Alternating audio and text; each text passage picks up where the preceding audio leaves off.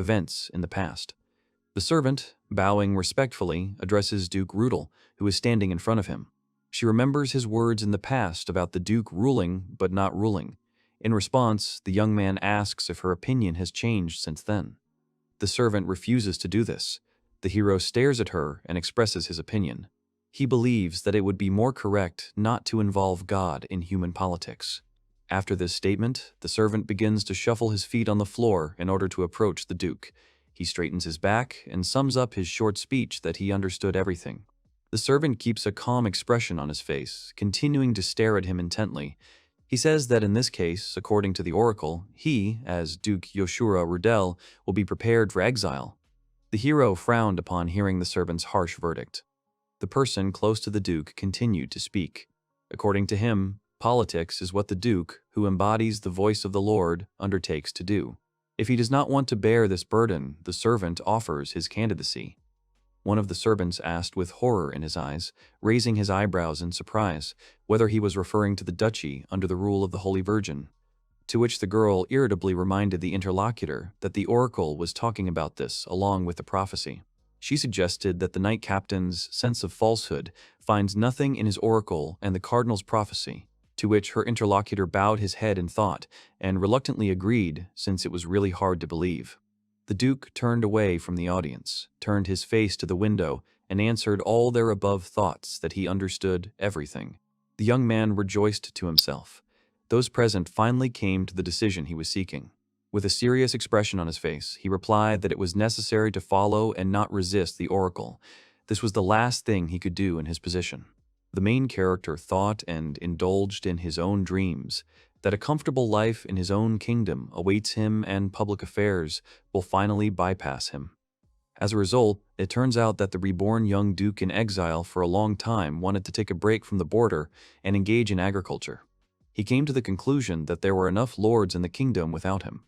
The southeastern border of Kanpa land has very fertile lands. It is literally teeming with various creations of the earth's nature. A cozy estate in the middle of an abundantly growing garden suggests only pleasant thoughts and evokes a feeling of calm and security.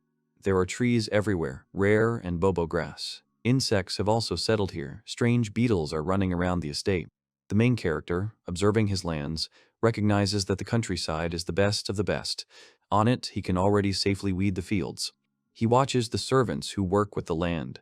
Only he and a few maids live in this area. Finally, he doesn't care about the lords, because there are no people here who need protection.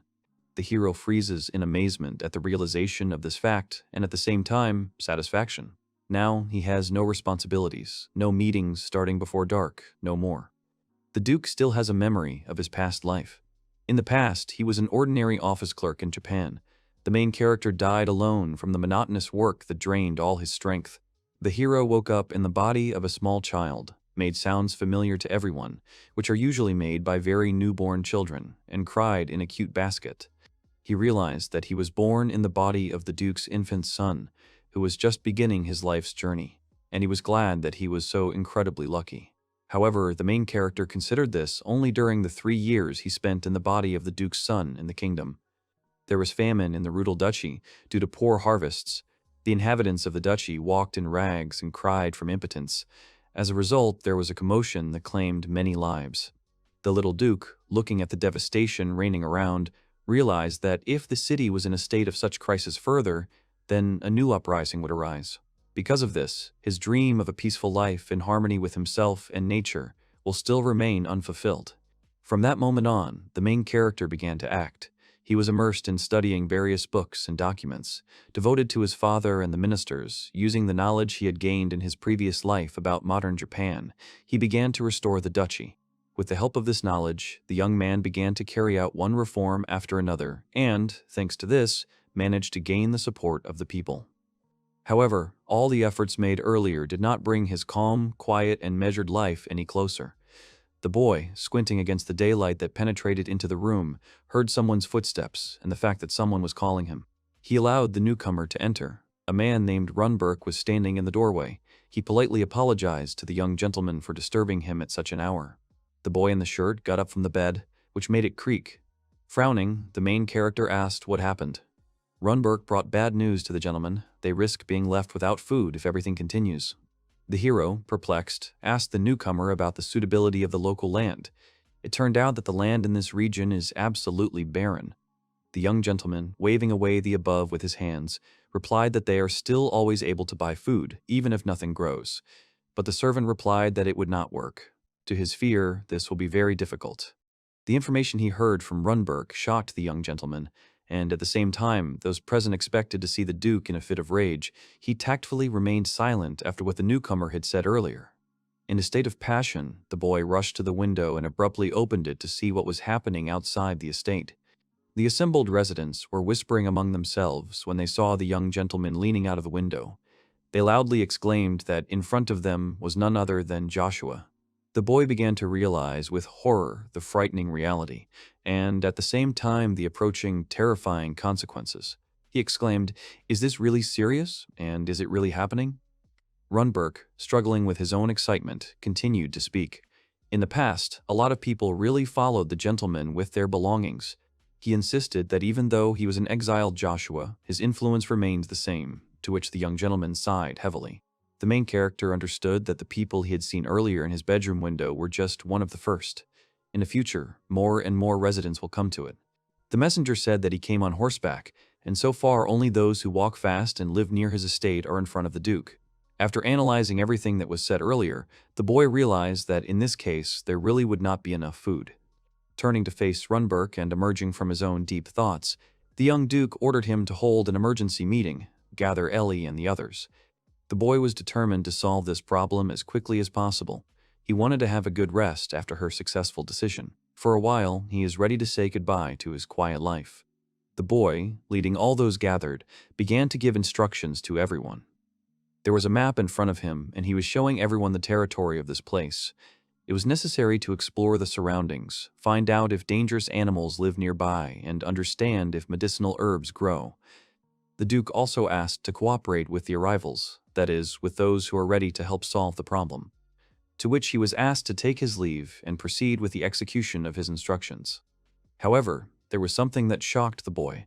There was suddenly a podium in the middle of the audience, but he was not aware of where it came from. Runberg, smiling, informed the young man that it was a gift from his people now officially. The hero only laughed in response and was even more embarrassed. People saw him as a real leader. Despite the situation, they all remained in a pleasant mood. When the Duke entered the pedestal, there were lively shouts from the crowd. The Duke began his speech. He admitted that the people of Rudel Duchy had indeed gone so far as to follow him to this place called Kampaland. He continued to speak more confidently. He thanked everyone for coming here instead of the rich duchy to him for help, to which the audience shouted approvingly that only he was considered the true ruler, Joshua. The atmosphere and the cheers of the crowd truly pleased him. He invited the audience to live on his land with him. He was thinking that in such an environment he couldn't just ask people to come back. Even though the land was completely barren, the inhabitants wanted to live with him and only shouted their approval louder. The young man loudly slammed his hands on the table, attracting the attention of the enthusiastic audience even more. He understood everything. Even he himself felt the need for food. He resolutely promised all those gathered on the square to solve this problem in 3 years. He will save the inhabitants from hunger during this time, and only then will he finally be able to become a symbol of well-being, thinking to himself that after that he will begin to lead a quiet life. Meanwhile, the Duke's wards began to follow his instructions, to study herbs, berries, and track down animals living nearby. The Duke thanked everyone for their efficiency and diligence, looking at the results of the team's research in front of him, noting that they had pulled out some root crops by the roots. The girl said that they did this in order to find roots that are suitable for food, as the young man had previously taught. He took a deep breath. He had the ability to evaluate plants, to understand which ones were suitable for food only by looking at them closely. It was his gift, an ability given by God at birth. After that, the young man stared at the plant growing in front of him. He immediately saw that this plant is called cassava, and it is suitable for food in its raw form. He realized that it could be used instead of wheat, so he ordered to focus on growing it instead of wheat. The girl asked if her leaves would become wheat after a while, to which the character replied that, like a potato, when its roots swell and resemble bulbs, they can be dug up, processed, and then baked bread. The girl became very interested in what kind of bread from the cassava would taste like. But the other one has already begun to call the Duke, like Joshua himself. She said that the guys had returned from scouting the area. The Duke wanted to hear them out as soon as possible. Runberg asked for permission to report first. He explored the north, Valtor explored the south, and I found that a medium-sized river flows north 30 minutes away. Due to the high speed of the current, it is extremely difficult to cross it. Without diving, he cannot tell its length, but given its width, which is more than 20 meters, it can be assumed that the depth will be great. There are rocks behind it, you can't see anything behind them. But in the north of the river, there are suitable forests for hunting. On the opposite side of the river, on the contrary, trees are sparse and mostly bare ground. The Duke thanked him for his research and, based on their information, amended his map, which lay on his desk in front of him. After that, the young man demanded to report to Valtor, to which he shouted a loud and legible acceptance of the command. Valtor began to say that, in his opinion, the southeastern part connects to the forest in the northeast. In the south, the land is mostly brownish, and there were practically no trees either. He noticed an overhanging cliff 100 meters high in the north. He summed up that if you fall off it, you won't be able to collect bones in the future. The Duke thanked him once again for the work he had done. He also asked if he had noticed any plants or animals. Valtor exclaimed that he had noticed deer and wild boars there and even brought something interesting with him. He dumped everything on Joshua-sama's table, to which Runberg responded with obvious disapproval. However, the Duke watched each of the gifts of nature with fascination, staring at them in order to understand, thanks to his abilities, whether they were edible at all. Thanks to his gift, he realized that in front of him he had already known guava an edible fruit and pineapple. The ability showed the name of this fruit in this world. Pineapple was called the favorite of murderers here. Puzzled, the Duke scratched his chin and assumed that monsters liked him, judging by his name. The young man ordered to plant a pineapple in a remote place and see if it would attract someone. In this case, everyone will be able to eat pineapple and guava for dessert regularly. All the members of the research group began, without hiding their own curiosity, to try the edible finds. They liked everything. After a hard day's work as a Duke, the young man slammed the door of his own room and finally fell into the soft, his most beloved pillow. Before going to bed, he began to calm himself with thoughts that his quiet life was waiting for him in just 3 years. In another estate, they start looking for Duke Rudel in a panic. Someone came back with the news and began asking people in the hall if the Duke was there, if he had really been expelled from England. The girl interrupts the lively discussions about the Duke and politely asks what is bothering the newcomer. She reminds us to do everything the Lord says. There was no need for hesitation and doubt. Without a single doubt in her voice, clearly and confidently, she proclaims that there is only the will of the Lord for everything. The little girl, having learned from the messenger that Joshua was in exile and had already arrived in her lands, dropped everything from her hands. She didn't understand how this was possible if he was from the nobility. She took off her researcher's clothes and shouted as she ran away that she would not forgive the young man for this. The girl ordered to complete the study without her. The dwarf Thor and the dwarf Garm remembered Yoshua and confirmed the information received by the lady. They said that he really got into such a wilderness. Suddenly, the Duke flies into the courtyard and addresses the guys. He says he is very surprised and glad to see everyone here. He also asked about their shop in the duchy. They replied that there were 3 other people in the shop besides them, and there would certainly be someone to look after her. The dwarf Thor once again clarifies whether the Duke who has arrived knows that there is nothing on these lands, no fields, no houses. Therefore, he is curious to see what he is going to do in such a case. Dwarf Garm interrupts everyone, squeezes his eyes shut, holding back his own laughter. He wants to tell everyone about something. Garm says there are no magic stones here. In response, the Duke plunged into heavy thoughts, because magic stones in this world are kind of batteries that use magical energy, like using electricity in everyday life. He replied to the dwarf that despite this, they would be able to find a solution. Some inconveniences will have to be endured for a while. The little girl, standing on the bags, towering over the interlocutors, assured them that there was no need to worry. Since there are no magic stones on this earth, they use its own uniqueness. The young man raised his head, trying to figure out where she was talking from, and then addressed her, calling her Sequoia. He is surprised that even she was here, but the girl started talking, interrupting him. She's heard a lot about the land here, and for this reason she brought some good things in bags. The girl, looking with admiration at her own invention, asks to pay attention to it. She lifts a long-lasting lantern into the air, which does not use the power of magic stones.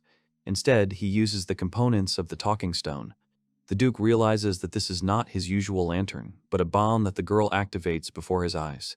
An explosion occurs, from which the girl falls to the ground. She says with chagrin that this is her next failure. The research team, together with Shoka, is already gathering in the Duke's office to receive further instructions. The young man orders Aura, along with others, to go in search of land for cassava, and the rest to engage in logging. All members of the group agree, in the form of short exclamations. The Duke asks Aurora to gather roots in time to find land for cassava, then he will personally review them. Someone is asking about what to do with the forest in this case. The leader calms everyone down and says that there is no need to worry about it yet. He would talk to Garm about that, since earlier the Duke had asked him to look for lime and talking stones. The girl responds with agreement and a small nod of her head saying that now everything has become clear to her. Finally, the young man turned to Runberg. He bowed his head respectfully, showing respect and full attention to the Duke's wise words. The boy ordered him to take a horse to ride along the river to the north. He may not take many people with him today. The young man wants him to scout the situation in the north of the river. Runberg asked him how much time should be given to him to complete this task. The Duke assumed that it would take him no more than 10 minutes on horseback. As he left to proceed with the Duke's instructions, he summed up that water resources are undoubtedly important for life. The girl from the squad asked Joshua-sama to express one more thought. The Duke did not refuse her this. She asked if the young man plans to organize a town here, given such large-scale land surveys. He confirmed her guess, saying that since people would gradually arrive, he thought it was necessary to prepare for this. In this case, the girl voiced the idea of naming this city and, accordingly, the river. Embarrassed, he agreed with this idea.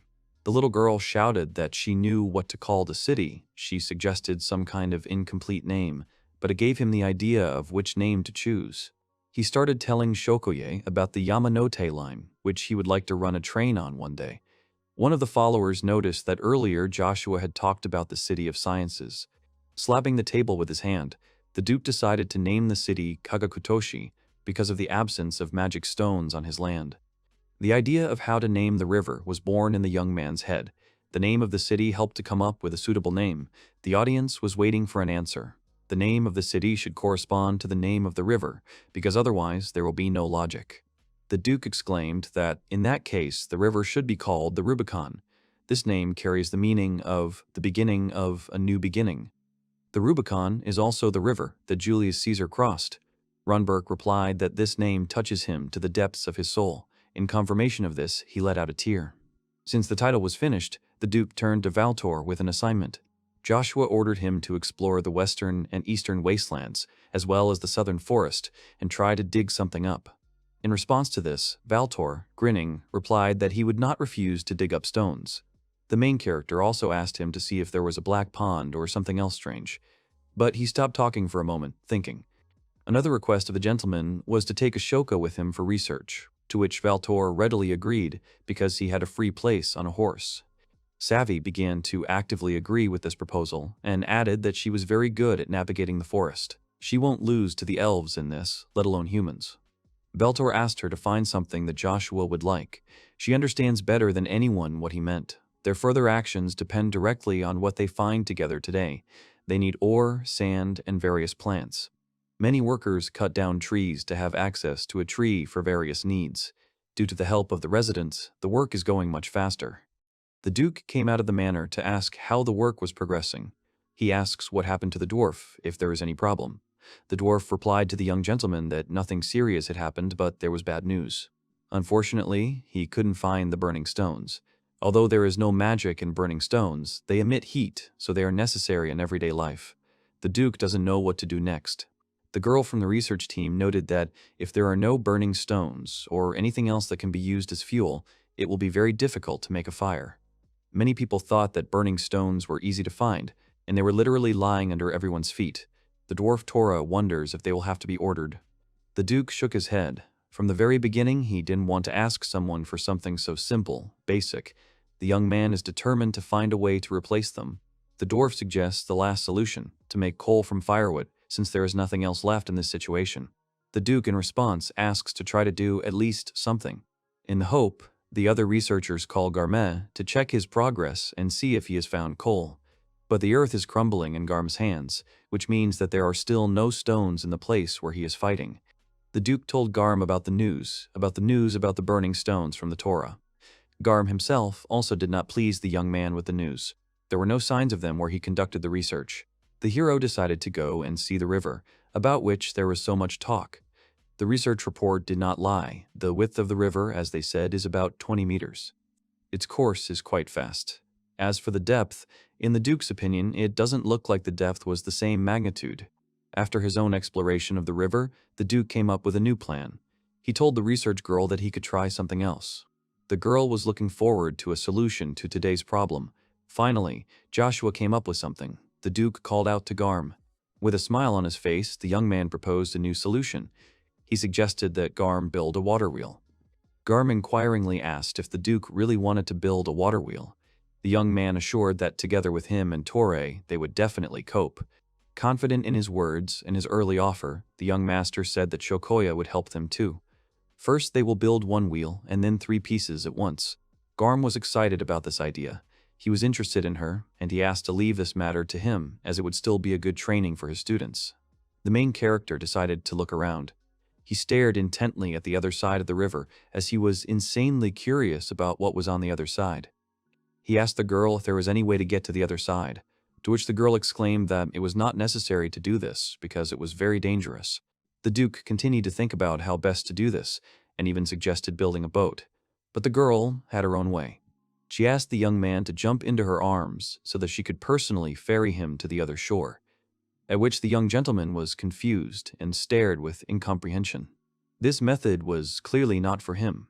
The girl was upset, thinking that the main character did not trust her. The Duke replied that it was not a matter of trust. He's afraid that she will get wet and therefore confused. The maid started whimpering and crying and saying that he was probably embarrassed to ride on her back. The young man repeated that it was still not that, but that she would get wet. The girl said that she did not see this as a problem, and that was why she was the maid.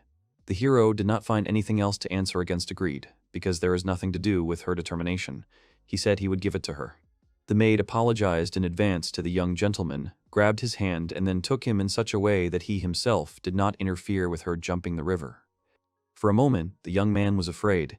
It even seemed to him that his heart stopped for a minute. But nevertheless, the girl landed gently on the ground without injuring either herself or the Duke in any way. Stammering, the guy thanked her for the successful crossing. As the main character expected, there were no old trees on the opposite side. The girl replied to him that it looked like he was right. Thinking about it, the hero suggested the following. Perhaps something happened that destroyed them one day. The heroes began to look around. The color of the rock located on this side of the river seemed to be a dull cream.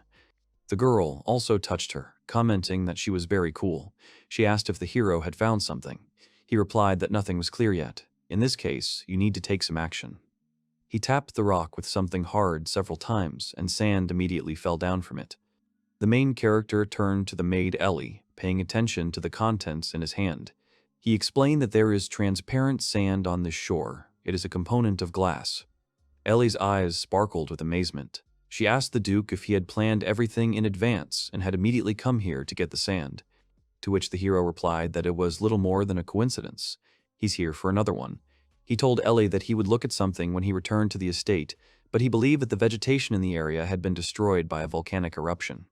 Ellie replied that maybe this land was burned by dragons. The young man did not rule out such a possibility. The heroine hastened to reassure the Duke, saying that dragons and the like are rarely found near human settlements, so he has no reason to worry. A giant snail, several times larger than themselves, suddenly appeared in front of the heroes. They froze in amazement. A pair of glowing monster eyes looked expectantly at the heroes from the darkness. It was preparing to attack them. They stood for a while, staring in horror at the giant snail and the inhabitants of the forest. The Duke was alerted by a bird that, hungry, decided to violently attack this snail. The young man was very scared and concluded that they were very voracious, continuing to shudder with fear. Ellie, without a shadow of fear, without losing her composure, loudly told him that he needed to leave quickly. Meanwhile, Valtor has found an ideal place to grow heat-loving pineapples in the eastern part of the forest.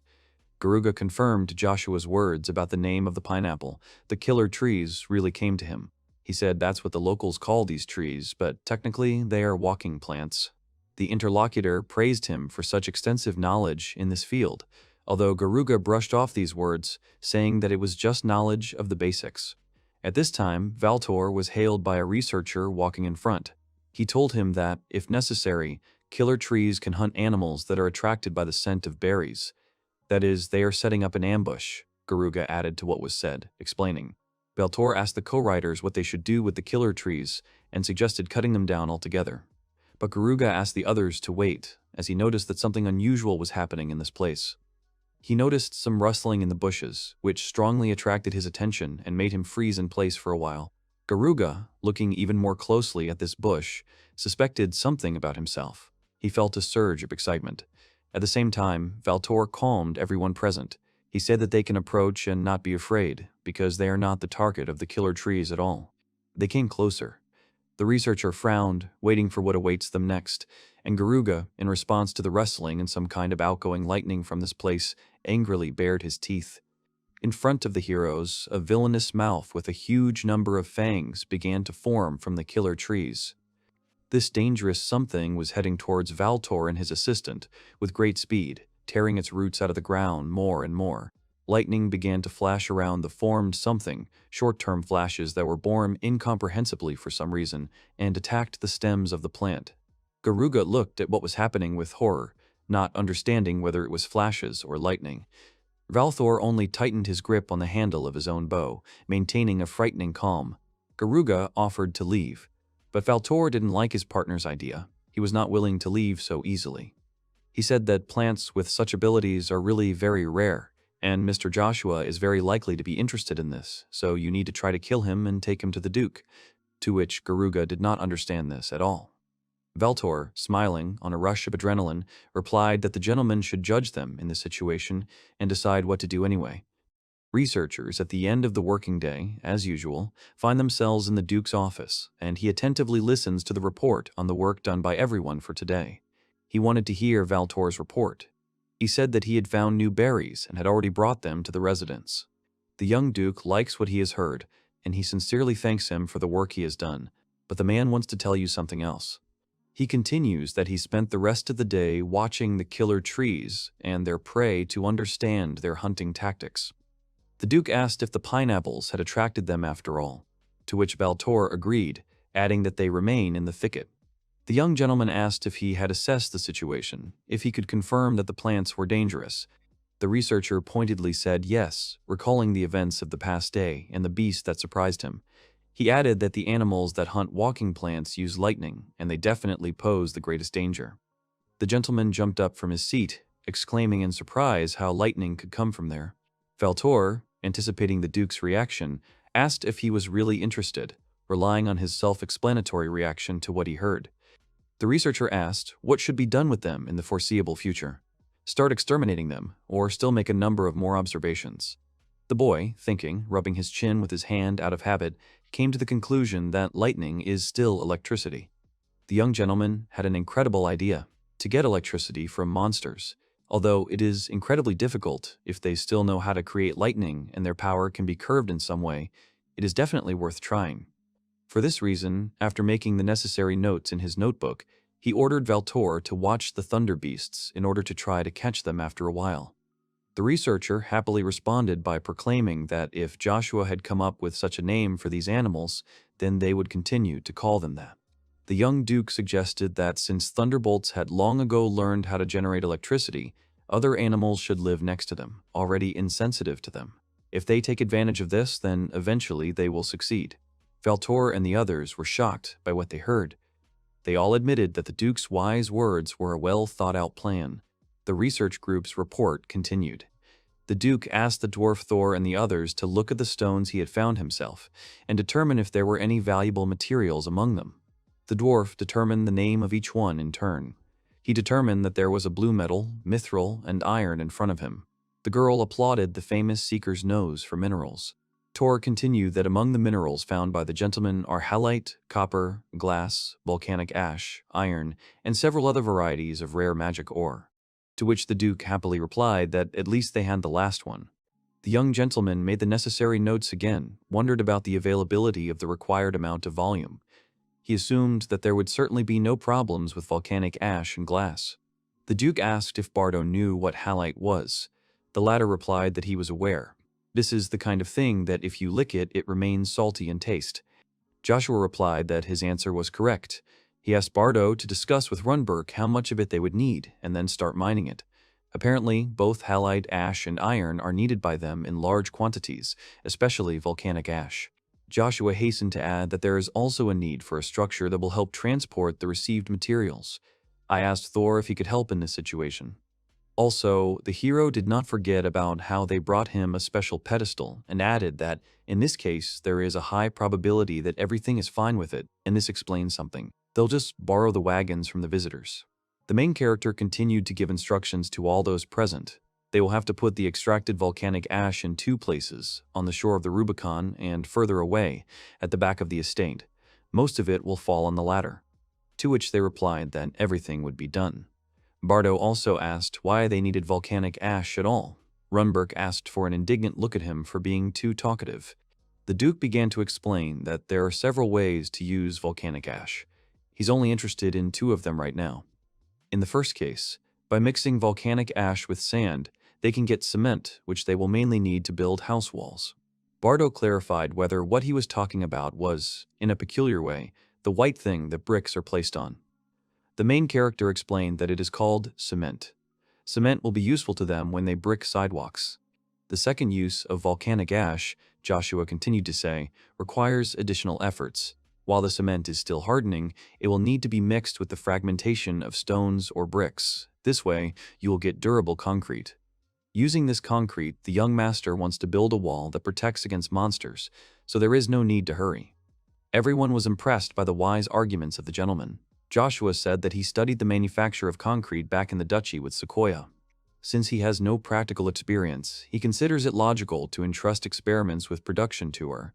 The girl was glad. Runberg, after the hero finished his speech, asked if such a clear plan of the gentleman, about working at 2 points at once, did not mean that a plan for the future of the city had already been born in Joshua-sama's head. The hero agreed. He said that he wanted to discuss the city's construction plan with everyone present and listen to everyone's opinion, also warning in advance that if any of them have doubts or any ideas, he convincingly asks everyone to speak out, regardless of rank. Crossing his arms over his chest, the young gentleman began to speak. He decided to tell everyone about how he imagined the city plan. It will be surrounded by a concrete wall and a moat along the perimeter. The height of the wall may be slightly lower than itself. This will be enough. Runber added that if they had to face hostile animals rather than humans, then the height of Aurora would be enough. The hero thanked the servant for the amendments. He went on to say that there would have to be a water wheel in the center of the city, right on the shore of the Rubicon. The hero explained that he does not have the city center that they imagined. This is not the center where the streets and shops are located. Since the necessary water source is located in the center, many facilities need to be built. The city, functionality, management, that's what the hero thinks the city center will mean. One of the researchers addressed the Duke by name, but then a wave of shame and embarrassment swept over her. The main character asked if she wanted to ask some question or express her ideas on this matter. The girl became even more confused and began to stutter and deny. The young gentleman assured her that there was no need to hurry and she could express her opinion without hesitation. Hunched over, awkwardly, she still decided to ask her question. She wanted to know if it was necessary to build a wheel right by the water. The hero thanked her for voicing this question. Building it next to the water is the most desirable option for everyone. She asked him why this was the most desirable option. The Duke replied that he himself had come to the conclusion that the land here was not rich at all. It does not mean that the lands are not fertile. They simply do not have any ore or anything that can be used as fuel. The lack of fuel is especially unfavorable for. The girl finally realized that since they did not have the usual fuel for everyone, they would use water instead. The hero exclaimed that this was the truth. Flowing water will transfer energy, and that is what they will be able to use in the future. They will see for themselves after a while. Everyone present gaped in surprise and realization. Everything finally became clear to the girl. The Duke said that the river would flow through the center of the city, and since the northern part ends with inaccessible cliffs beyond the river, this would be the best natural protection, and they will get glass and ashes from the rocks. The hero went on to say that the river would become the heart of the city, and it would spread far to the south. This will make the territory of the city too large, because the cultivated fields will also be within the city limits. After that, they will move agriculture beyond the walls of the city. The maid politely asked for the floor, interrupting the Duke's speech with a raised hand. She said that he explained the size of the city very clearly to everyone, and her opinion directly concerns Joshua himself. All this knowledge about the arrangement of the commercial part of the city, all this wisdom is contained in his excellent mind. The Duke changed the subject, not finding what to say to this compliment. He said that he would like to rely on the opinion of his subjects by zoning the city. He asked Garmay and Thor how things were going with the wood. They replied that soon the logs could be put into operation. The young gentleman turned to Runberg, summing up that, in that case, they need to hurry up with at least an approximate sketch of the city zones. The solution of all particulars must be provided to all subjects. In response, Runberg bowed and promised that everything would soon be fulfilled in accordance with his words. Joshua continued that, at this time, he would like to take up road construction. After all, the roads diverging to the 4 cardinal directions are wide enough for carriages to travel freely. He would like to build a large highway. He turned to the servants and expressed his will that even more should be built, 2 additional lines, from northeast to southwest and from northwest to southeast. Runberg asked what the road surface would be like then. The Duke replied that they would deal with it later. For now, it was necessary to place seats, to which, as always, Runberg replied that his order would be obeyed. The boy was lost in his own thoughts. He said that he liked the look of the brick pavement. Maybe they would pave the roads with bricks, along with the construction of brick houses. He apologized to Ellie for being distracted while she was talking and asked her to repeat what she had said earlier. She repeated her question. She wondered if she understood correctly that the place where all the paths intersect should be open and large. The Duke answered her question positively. According to him, perhaps at first the place will have to be made too big. She also added that she wanted to suggest an idea in connection with what they were discussing. The young master was looking forward to hearing this from Ellie. He turned to her, asking what she meant. She noted that he had not yet announced to everyone what the city would be called. She suggested installing something in the city that would symbolize its name, but she said he might think it was a stupid idea. Joshua exclaimed that it was an amazing idea. He told Ellie to take on this project with Aura. In turn, Garm and Torre will help with the implementation of the project. The maid asked if he was joking, and if he would really entrust this important and complex project to them. Smiling, he agreed, but the responsibility for his execution will rest on the shoulders of Aurora and Ellie. They were delighted and promised that they would do everything possible and impossible to create a symbol worthy of transmission from generation to generation. The Duke was inspired and scared at the same time by their serious enthusiasm. He told the girls that he was completely relying on them. The heroes have already built a wheel, placing it in the center of the city. They were checking his performance. Everyone exclaimed joyfully that it looked like it was working. The dwarf Thor summed it up by saying that once they were sure that the wheel was working, he would tell his students to put it away.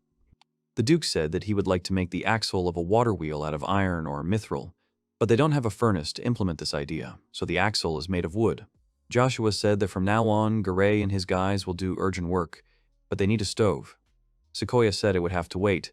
The Duke privately assumed that she would probably not be here in the near future. As they walked back, Aurora was attracted by a reed stem that swayed in the wind.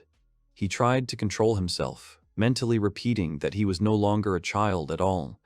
The Duke apologized for picking a favorite stem. He asked Aurora if she wanted to play with him. There was a reed in his hands. He added that if you dry and process it, you can get a lot of different things out of it. She exclaimed that Joshua is very smart himself, although the Duke refused, saying that this was just well-known information. The girl quickly ran away somewhere, leaving the young gentleman alone, wondering what had happened. Garm was banging on something, smashing some oars with his hammer, surrounded by assistants. The Duke thought it sounded clear and loud. The Duke, perplexed, asked what they were doing, assuming that they were making an oven. Garm replied that when the mortar hardens, it will turn out to be a concrete furnace. Everyone stared at the clay structure, not understanding how the incomprehensible mixture was called concrete. Concrete was being mixed in some kind of container. Concrete made using volcanic ash is called Roman concrete. The young master was sure that this furnace would turn out to be much stronger than clay, but it would take time to solidify. He thought how good they were at this activity, but then he saw the concrete had begun to be poured onto the structure. The Duke was about to leave, saying that he would see how everything turned out tomorrow and he was grateful to the craftsmen for their work. But he was suddenly stopped, saying that the tempering was not finished yet. The dwarf exclaimed that now he and the dwarf would show what only they were capable of. Sequoia also exclaimed that she would help.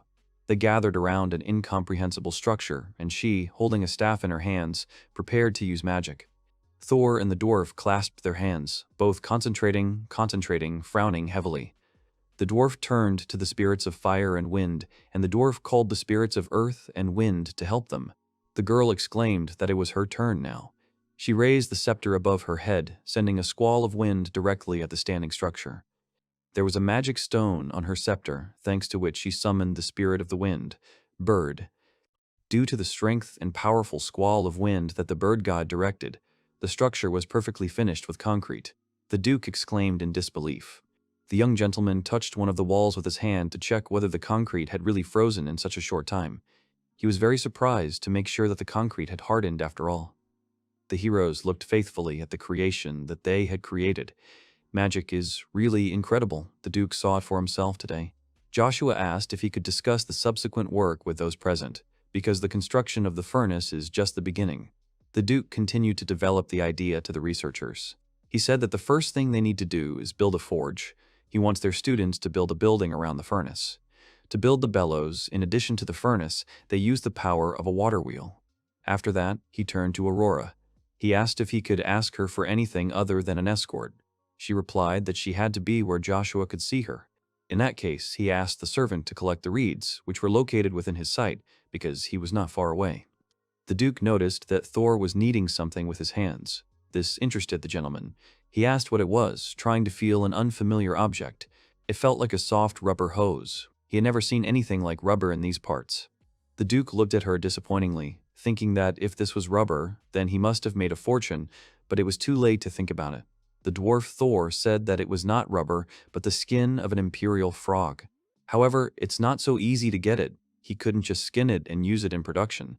The process of obtaining it is similar to tanning hides. The Duke asked if the materials used were different from those used in tanning.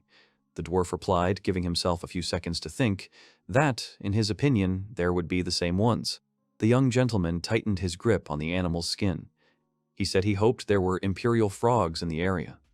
He also warned the others that there were probably monsters similar to them in the area. The young gentleman mentally planned to talk to Walter about this, since he does not like the idea of catching frogs at all. The dwarf looked at the boy warily and expressed his thoughts aloud. For sure, his expression again says that he is up to something. The Duke recalled that rubber products were ubiquitous in Japan. He concluded that if they could produce rubber, they would have many opportunities. He told the dwarf that they would make a lot of things out of rubber. Perhaps they will find some kind of plant instead of frogs.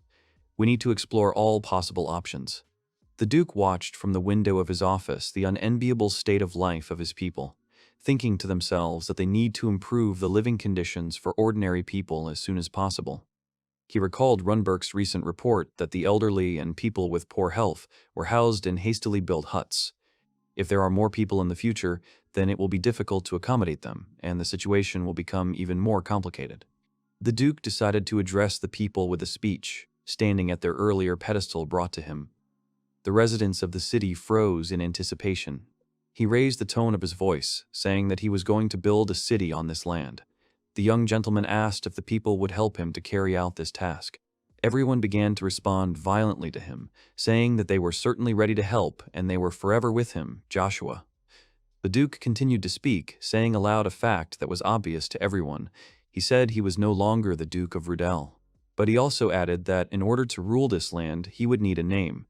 Now, in front of a surprised audience, he began to declare, drawing in more air to gather himself and draw even more attention to his words. The Duke found the strength to continue. The gentleman exclaimed that now the city, located on the border of Compaland, would henceforth be called the Oracle by everyone.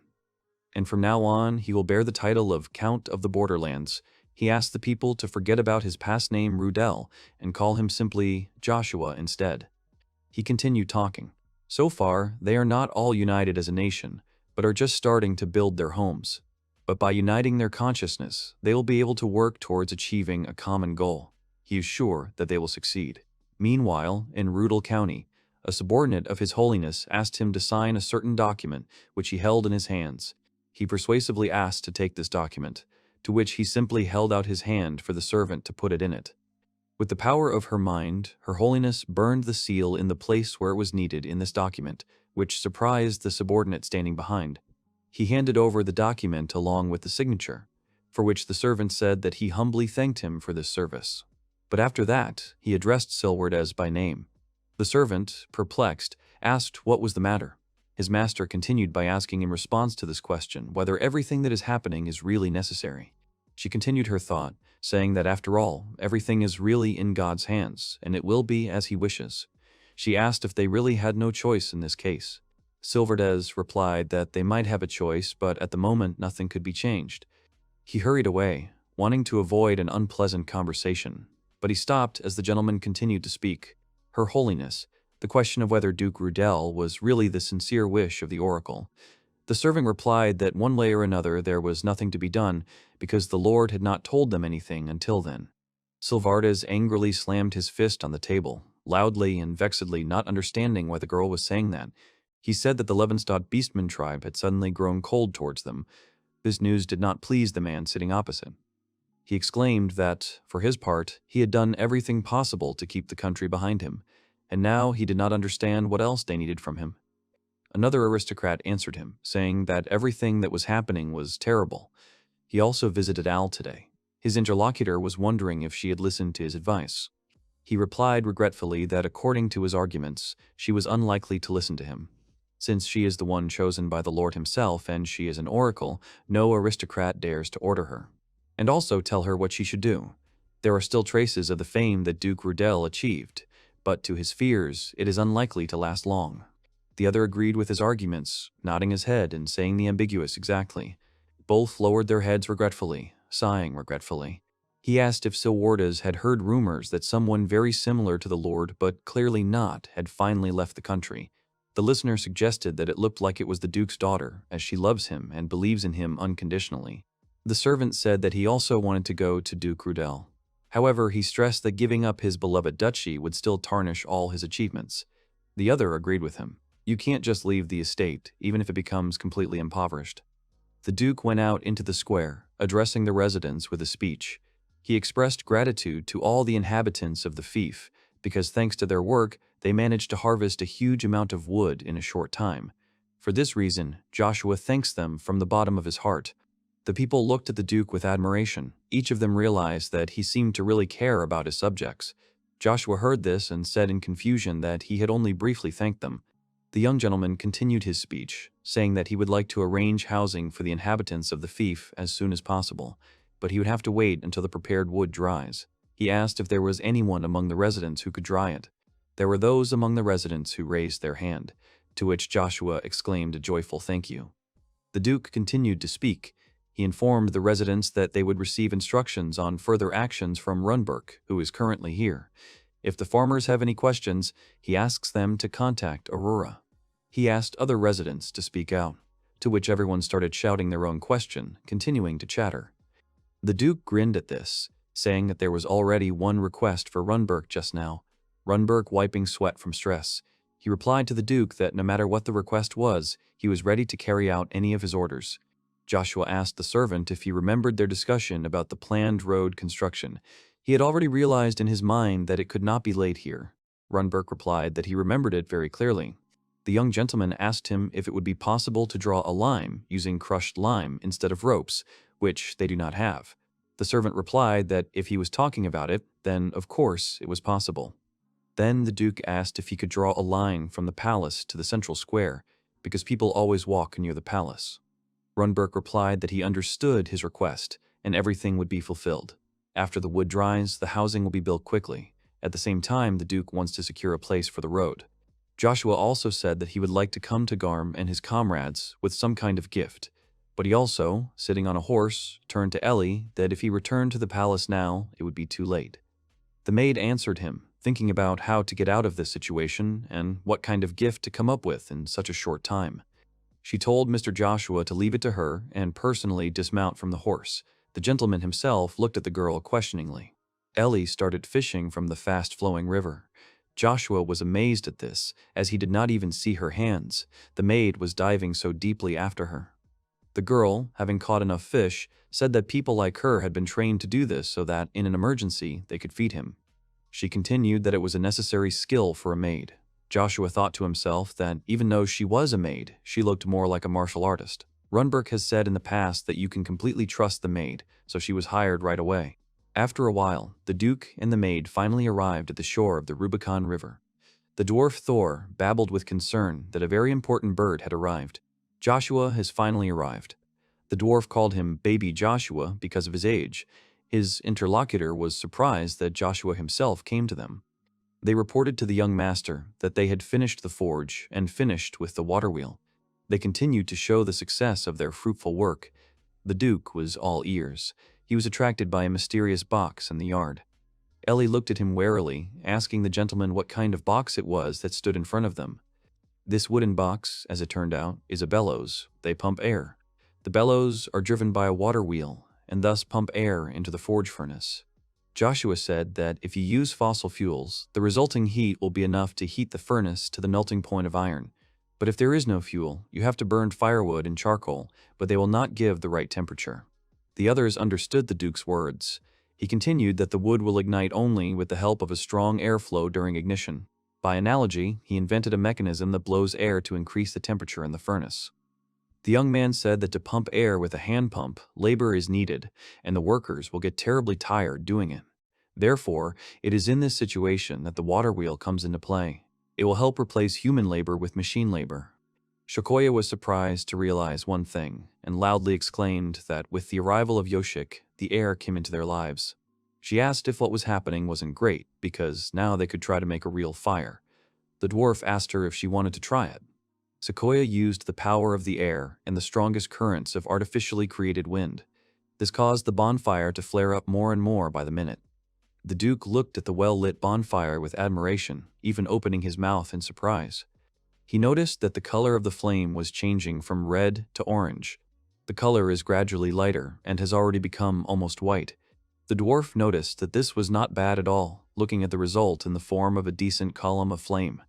The young gentleman asked if it was possible to start forging then. The dwarf said it looked like it was already possible to melt iron. The Duke thanked those present for the work done.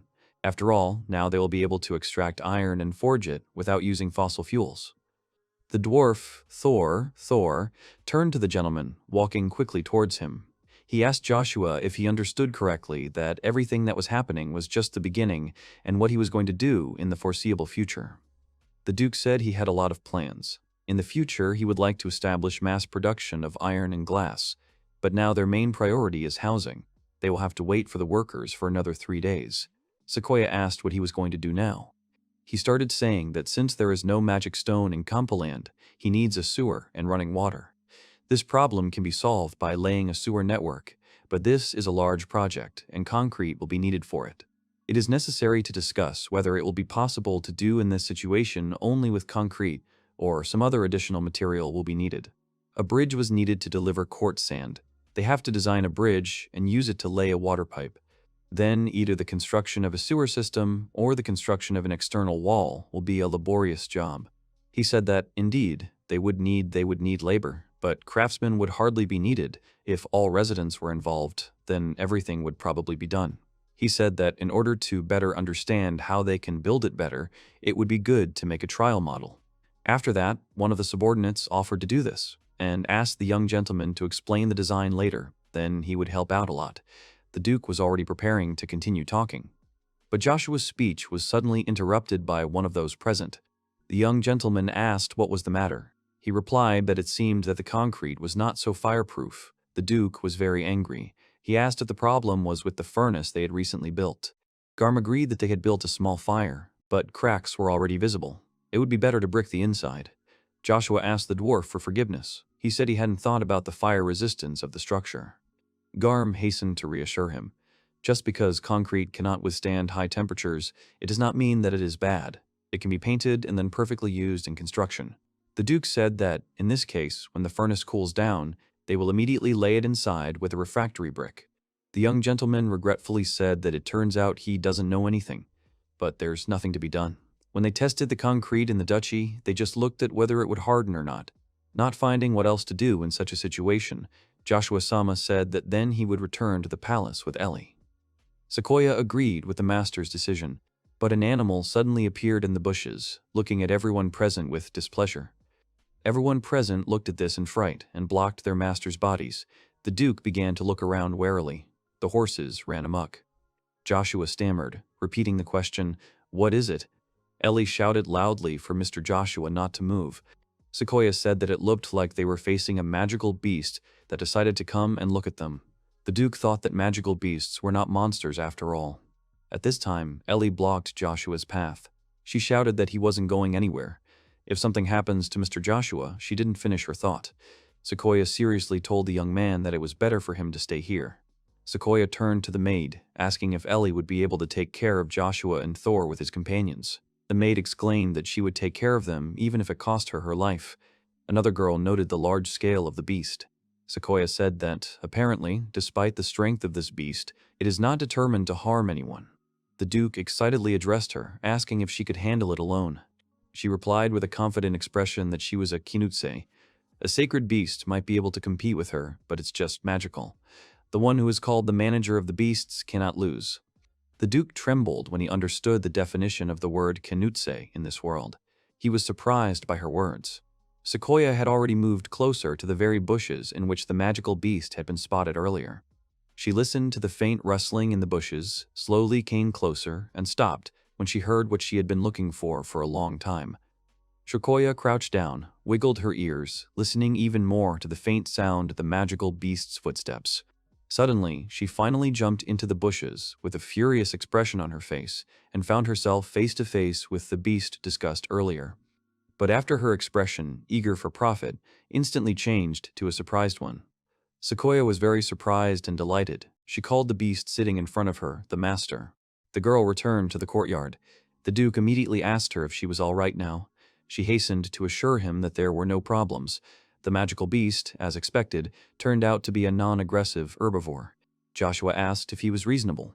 The dwarf Thor also turned to the girl to find out what kind of beast it was in general terms. Sequoia looked up and easily said that she and the beast that everyone was initially afraid of had exchanged a few words. The girl said that this magical beast could be the master of the forest, and it had only recently encountered humans. The Duke assumed that this was not the first time the beast had encountered humans. It looks like he ran into a squad of Valtor and Runberk. He asked a second question. If this is the owner of the forest, then he must be strong.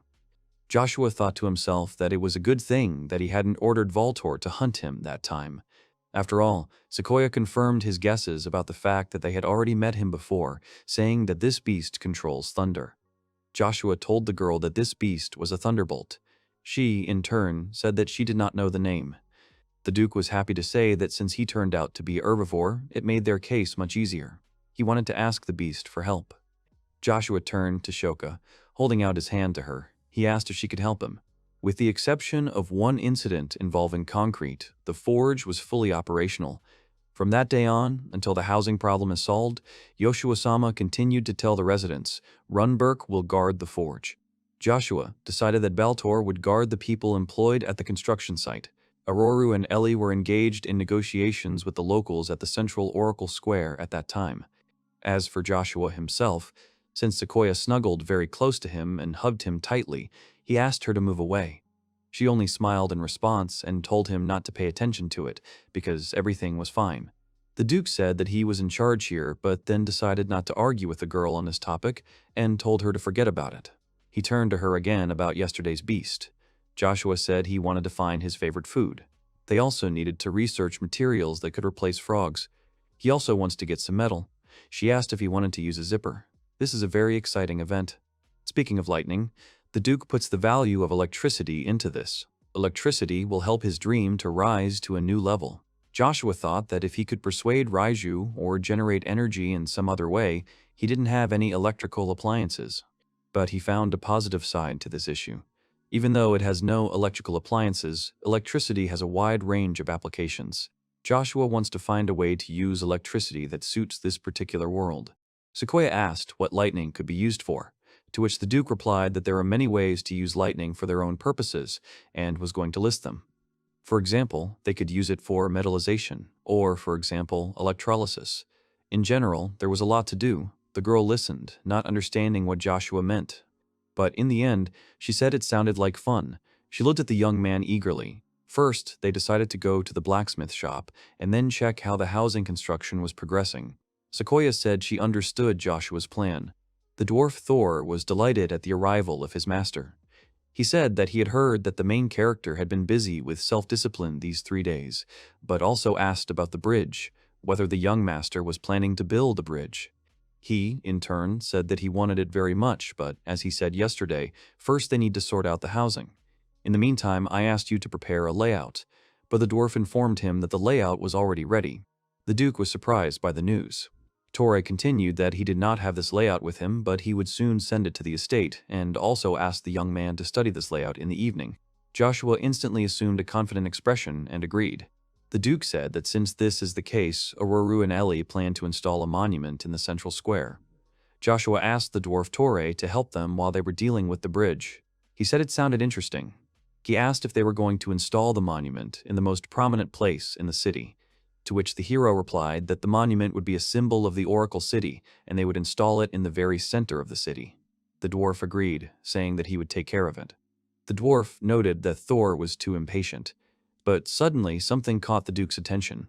Garm praised Shoka for understanding something. The Duke looked at them blankly, not understanding what they were talking about. The dwarf showed a saw-like device in his hands and said he meant it. Garm pointed out that there was another one in the next. He made it too. The Duke hurried to find the mentioned object with his eyes. There was a sword in the distance. Joshua said he looked impressive, praising Garm for the job he had done. Sequoia asked the Duke to take a closer look at him. The sword and saw glowed with a blue light, which meant that they were made of bare steel. The other weapon made by the dwarf was made of mithril.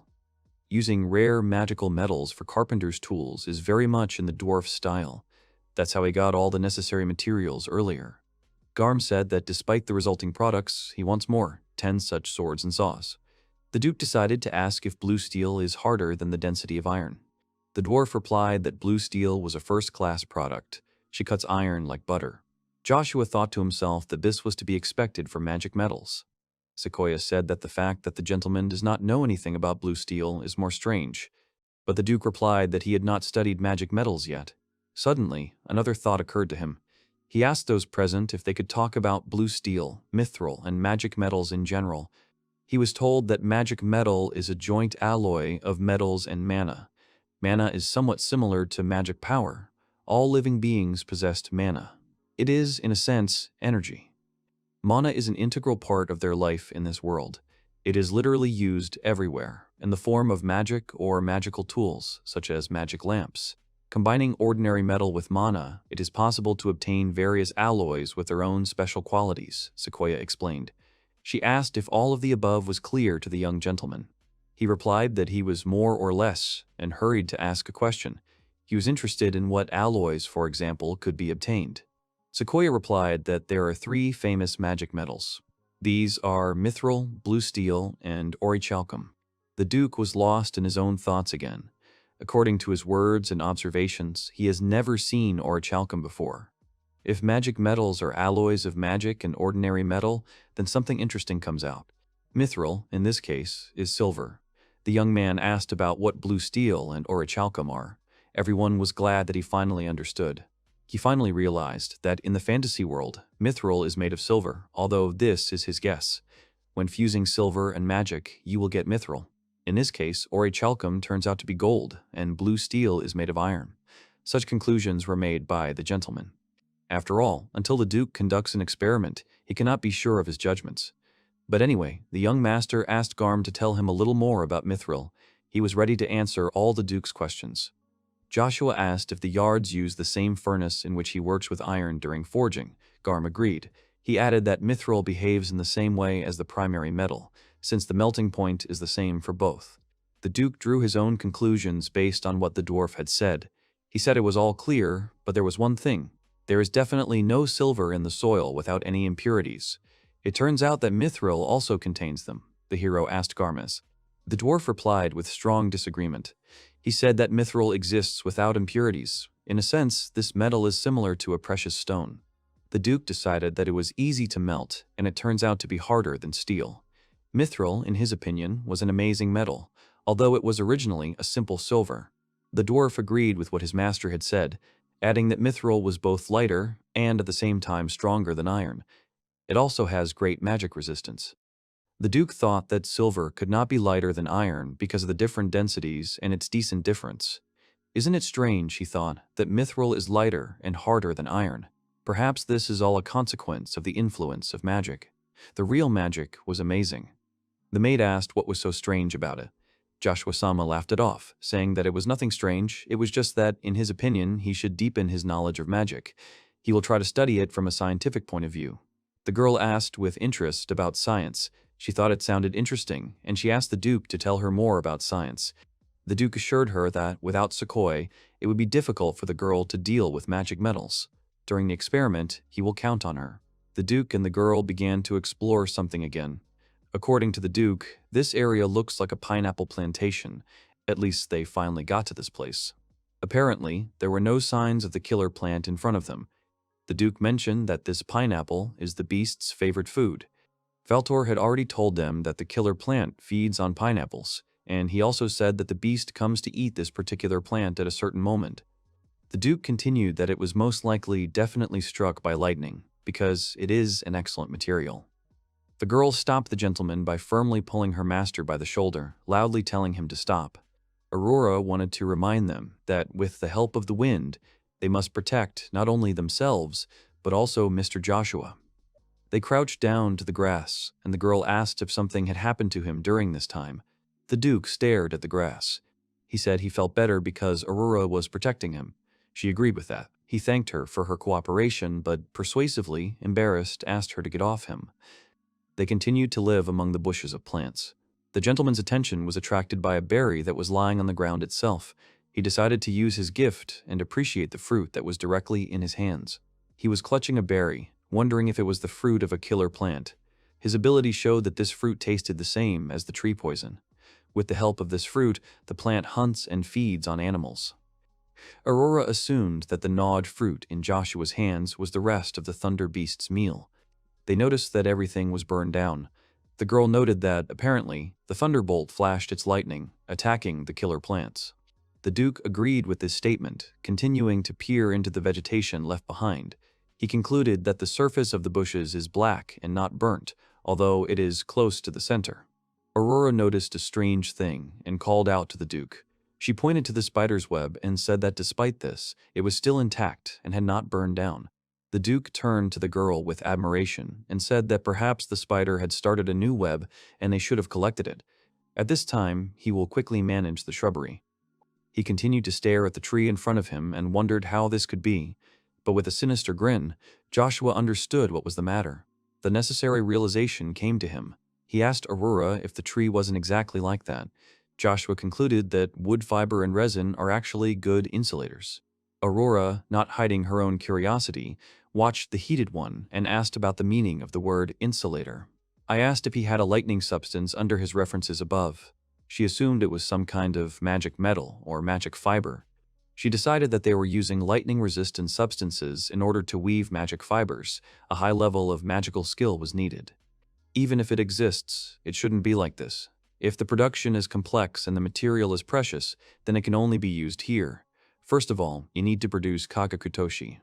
Aurora asked a pleased Duke to explain the existence of the isolation ward. Joshua hastened to apologize, starting to explain the course of his thoughts to the girl. He said that the insulator and lightning protection are different by themselves. Joshua then asked her to explain about lightning protection, continuing. He said that lightning is the same as a flash. Everything that sparkles he personally calls electricity. Insulators, in turn, indicate those substances that block electricity. Aurora noticed that all this was not in order to stop, but in order to turn it off. The Duke agreed that, in principle, it is already possible to get this insulating substance in kagakutoshi, which is obviously glass. Aurora didn't understand what it was. She thought that glass armor was a very difficult thing to do. It will not be used just like that, even if Garm or Torre will work with it. Therefore, they will make an insulator from the fibers and resin of this shrub, since paper can be made from fibers and resin can later be applied to armor. With the help of this tree, it is possible to acquire the compliance of lightning after a while, the Duke noticed. Aurora advised him to be careful because resistance to lightning is another thing, in her opinion. This tree just doesn't conduct electricity, but at a sufficiently high temperature, it will still burn. Aurora's expression became thoughtful. The Duke admitted that he still does not understand what is happening. He said that resistance to lightning implies protection from all kinds of lightning, whether it's magic or still a natural phenomenon. Joshua continued and talked about how clean electricity has protection, but he is absolutely not sure about thunder breathing. However, the interaction of heat and lightning is definitely the end. Aurora said that, in principle, it's not about trying to figure out if it's a thunderous beast, or maybe it's just Aurora's excited dream at all. She assured Joshua that she would carefully double-check everything once again, using her magical abilities. She cut down this magical protective tree for the young man. The Duke calmly hugged the trunk of the tree with admiration, saying that now they would not be able to be hit by an electric current in this way. But there was one more thing to ask Garm for. At this time, the Duke suggested that Aurora hurry up and leave here before the thunderbolt came yet.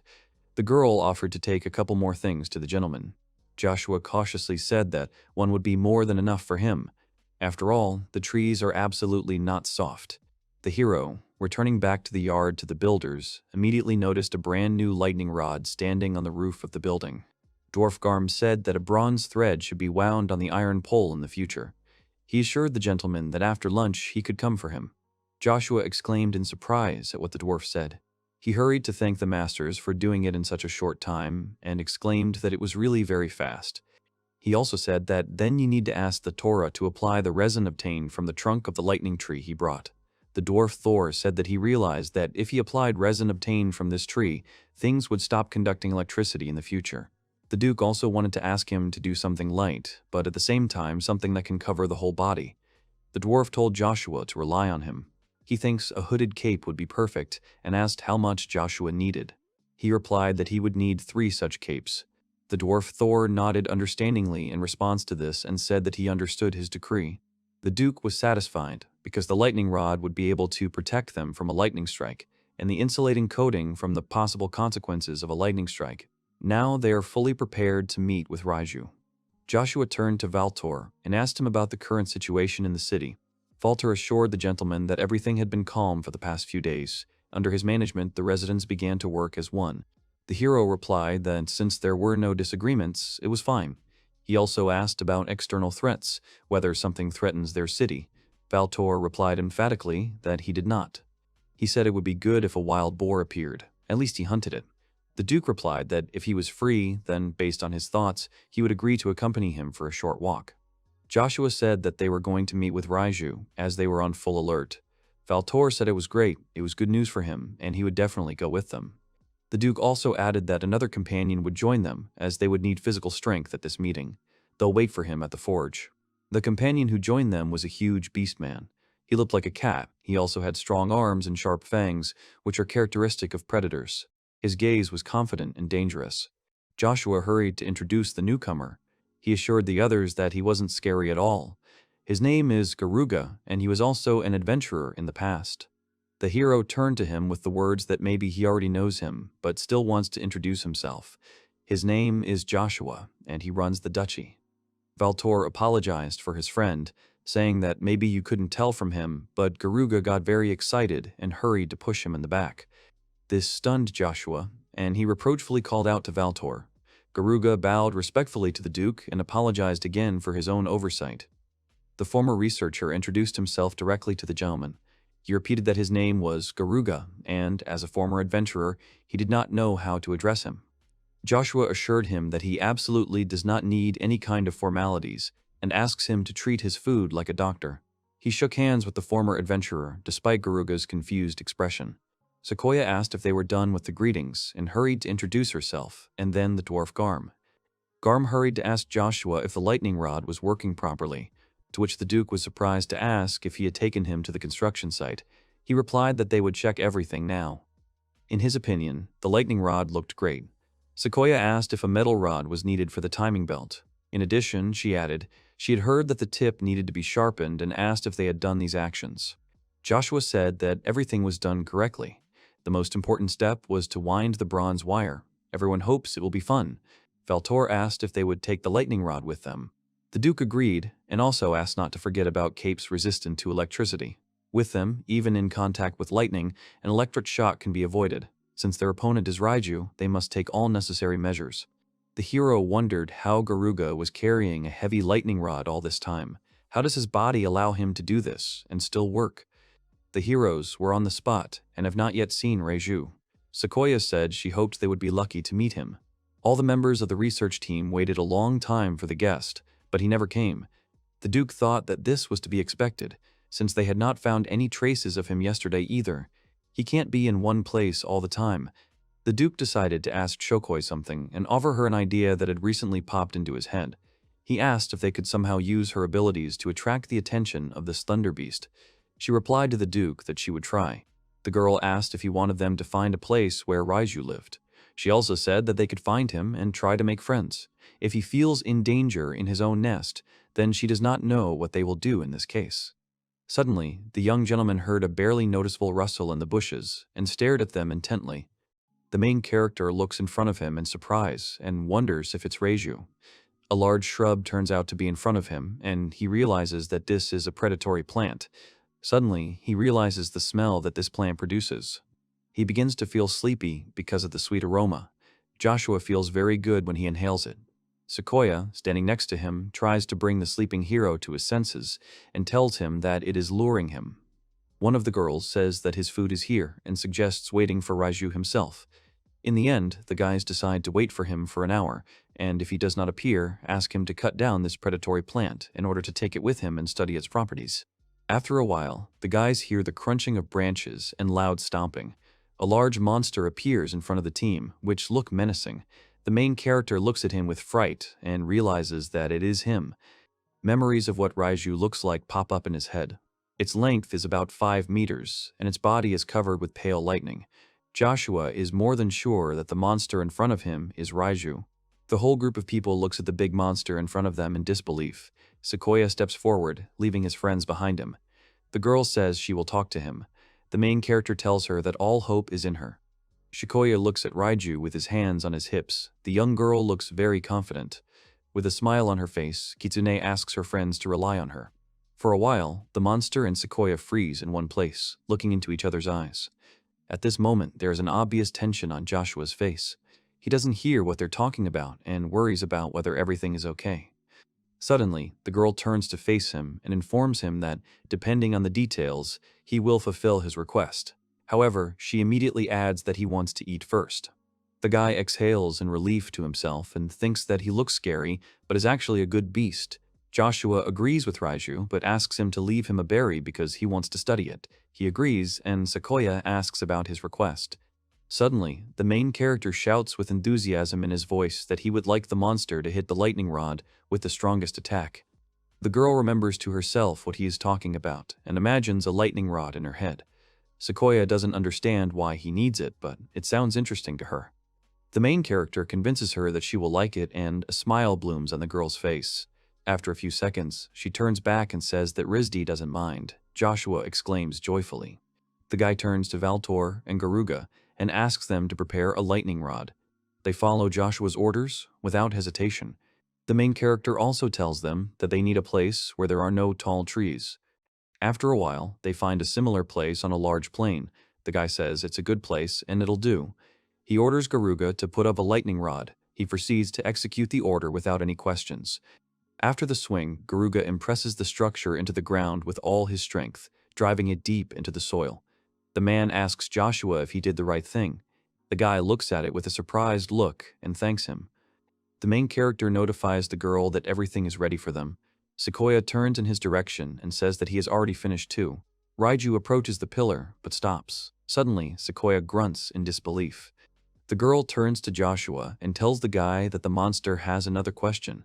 Sequoia asks the main character how strong the attack should be. The main character enthusiastically says that this should be the strongest attack.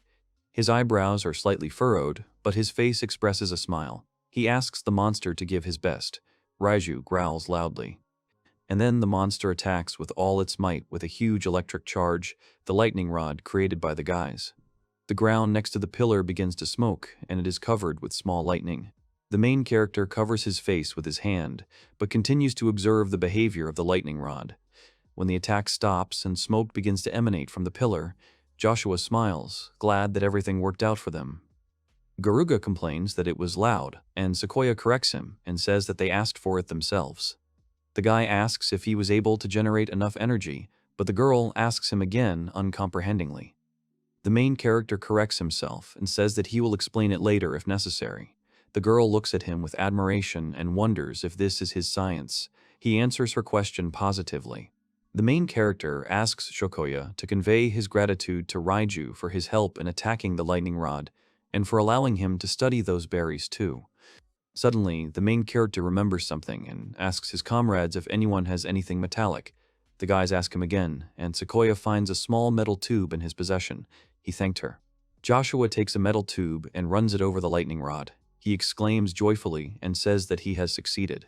Sequoia is surprised to ask him if it is a magnet, and Joshua says that the lightning of Raiju has magnetized the metal rod. Admiration appears in the girl's eyes, and she looks at it with awe. Sequoia is surprised that metal has become a magnet with the help of lightning, and says that this is different from magic. Kitsune finds science interesting. After a while, all his friends surround him in a semicircle and are surprised by the words of the main character about creating electricity. There is a lack of understanding on their faces. Joshua explains to them what it means to generate energy, and that electricity has many uses: lighting, water purification, gilding. He also mentions that with the help of electricity, you can move objects. Sequoia compares electricity to mana and says that it is also universal. Joshua says that he has heard that mana is capable of anything if he learns the right technique. The guy explains to them that electricity obeys the laws of science. Garm asks him to explain in more detail. The main character does not refuse the request and says that a magnet and a coil are needed to get electricity. With the help of Raiju, they got a magnet. And they made the coil last time. The guy asks if they still have a copper wire and says that they need to twist it. Why apply resin and the coil will be ready? Garm asks him again. The main character explains that he is a copper wire that conducts electricity well, but resin does not. A wire coated with resin will not pass electricity. This way it can be controlled. Shokoi finally gets what the guy is talking about, and she realizes that the resin-coated copper wire serves as a way to move the received electricity. Now she understands everything. The main character returns to getting electricity and says that everything is very simple. They need to rotate the magnet between two coils that are placed to the left and right of the magnet. Garm says the mechanism is simple and straightforward, and they need to make another turbine, place the coil, and rotate the magnet. The main character tells the man that he is absolutely right. However, he mentions that something needs to be noted. It is necessary to change the proportions of the gears, as they do not rotate well. To do this, they will need Joshua's help. He asks him what he thinks about the layout of the Torah.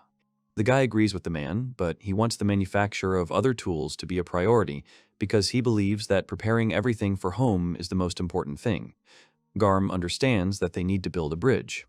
Joshua asks the man to make sure that the main work will take 3 months, because otherwise they will have to wait for spring.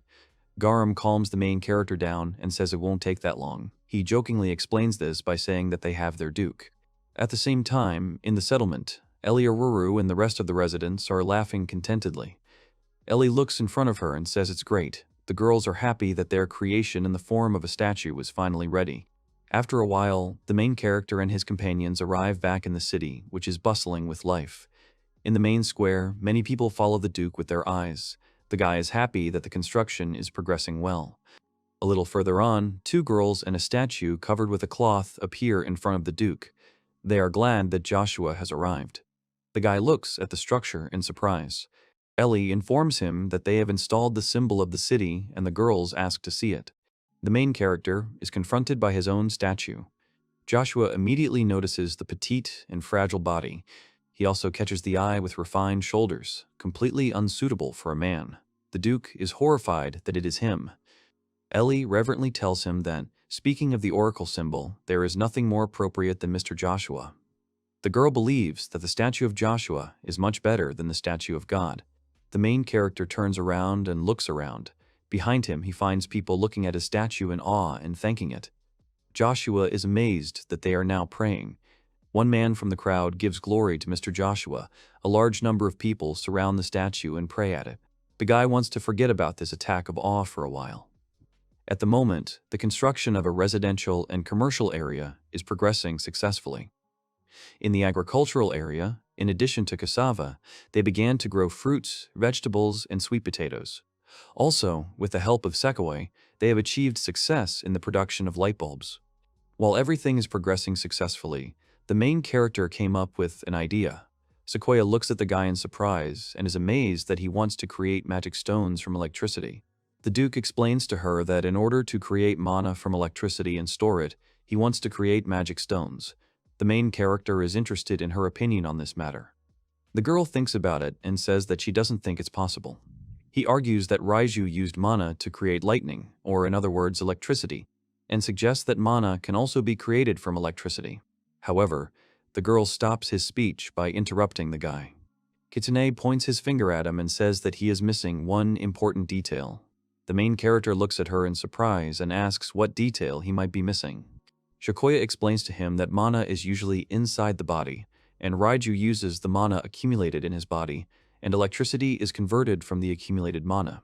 The guy's eyebrows frown at the girl's words and says that the accumulation of electricity is a mechanism similar to a battery, and although the main character has a general idea about batteries, he does not know how to make them. He also says that most likely they will need a catalyst to transform electricity into mana. The girl exhales heavily and complains that he is using scientific terms again. Sequoia explains to him that the point is that the Raiju use something like intermediaries in their body in order to transform mana into lightning. Joshua doesn't think he's using a catalyst, but he thinks they'll definitely need it. She talks about the catalyst, and he wonders how to make it for them. Suddenly, someone from the outside asks them if they want to make a battery. The main character turns around in amazement at an extraneous voice that sounded behind him earlier and asked about the batteries. He wonders what it could be. In front of the surprised guy, there is a little penguin who asks the guy from what period he is. Bird begins to list periods in the history of Japan, and then comes to the conclusion that the guy is definitely from the post-war period. The main character exclaims in surprise because the penguin is talking. The animal is happy that he understands Japanese and says that other people speak a language he does not know, and that makes him lonely. Joshua is amazed to ask the penguin if he was Japanese in a previous life. The girl does not understand what her friend is talking about. The penguin answers his question positively. However, the animal wonders why he became a penguin and does not understand the reason for this. Joshua arrives at a loss from the words of a bird that complains about another world. Suddenly, Sequoia turns to Joshua. The girl is surprised that he is talking to a strange creature. The main character says that it knows how to talk quite well.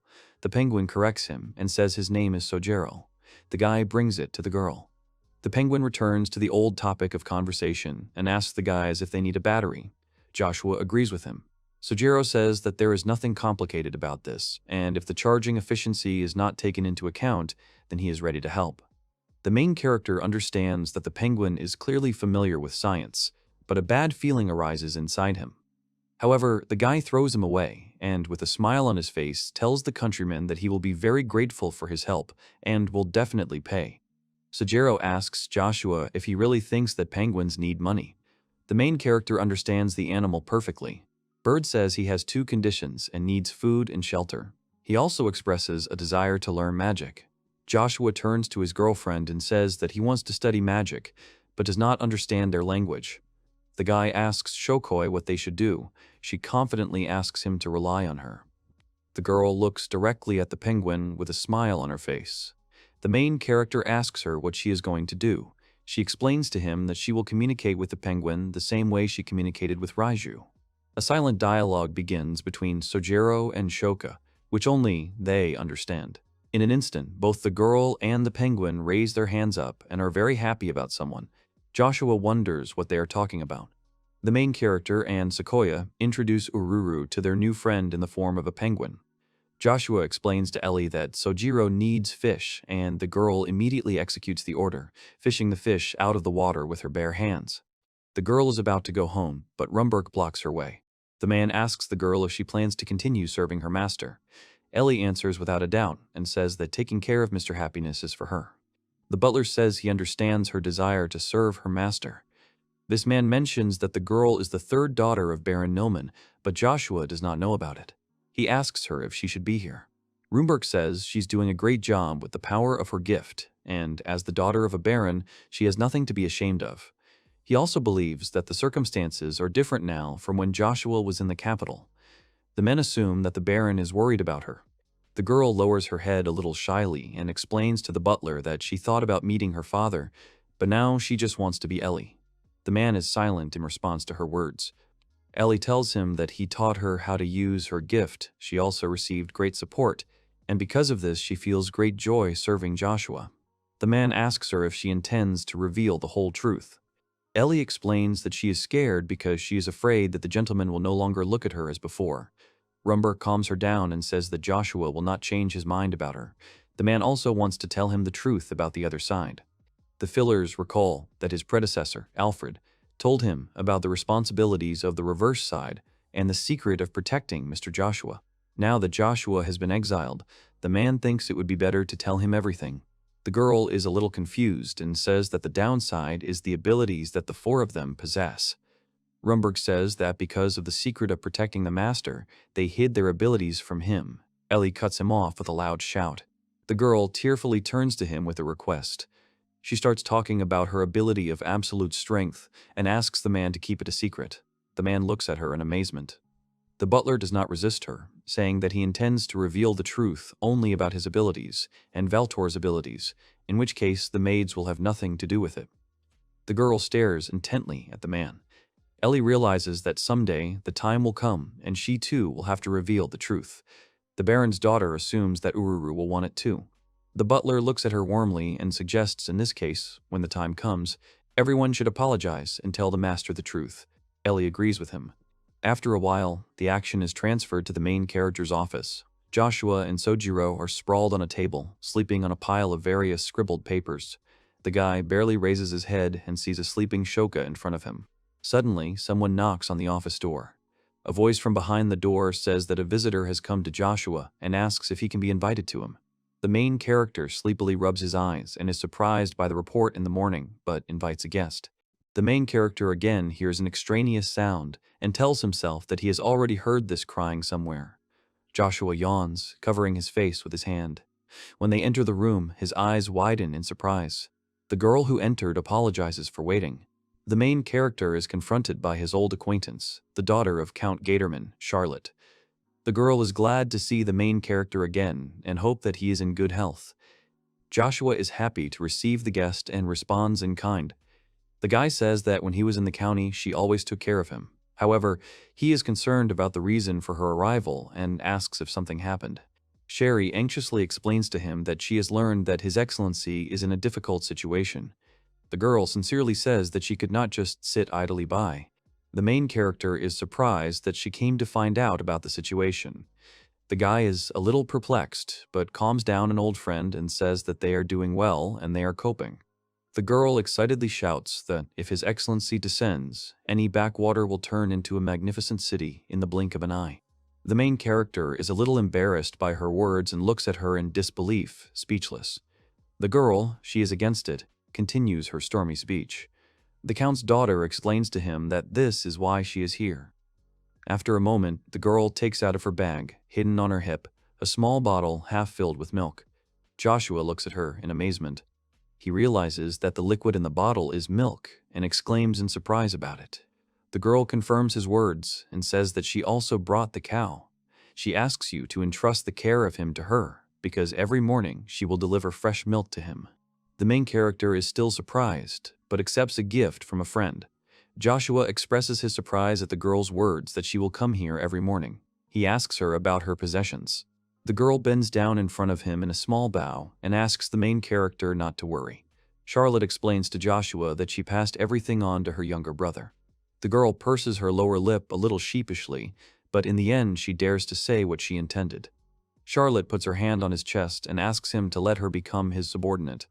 Charlotte sincerely asks the master to let her serve him. The main character closes his eyes in embarrassment and thinks to himself that he expected this. He reflects that Charlotte is an excellent leader with incredible abilities to implement certain projects. During the time when he lived in the duchy, she helped him out a lot. However, there is one catch. Joshua thinks that she is a workaholic. The main character recalls the times when he was in the duchy. The girl constantly brought him milk. She claimed that thanks to this, he would have strength for the rest of the day, and Joshua was at a loss, not daring to refuse or resist her. Charlotte was filling him up with a lot of work, putting a huge stack of papers on the table in front of him.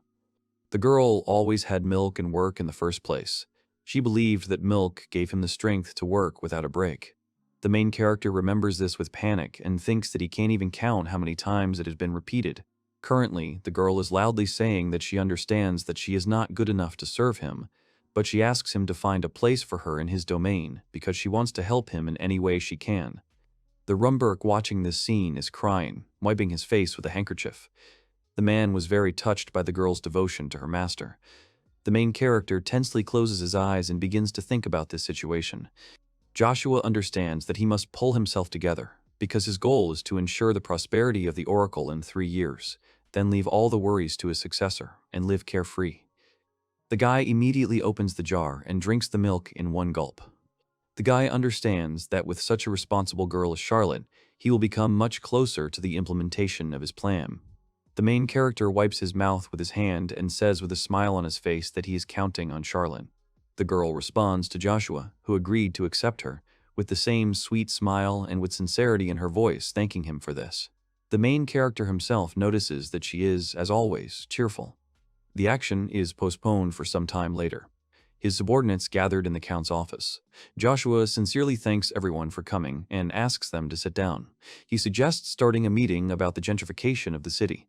The main character turns to Runberg and asks him if he could tell him how the development of the districts is progressing.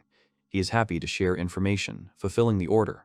The man tells everyone that the construction of residential areas is progressing according to plan, and they have already started the construction of insula. The guy asks him when people will be able to move into the house. Rumberg regretfully explains to the main character that he cannot say anything for sure, since new people are staying in their lands with each new day. However, the butler believes that it will not take long if they connect the newcomers to the construction.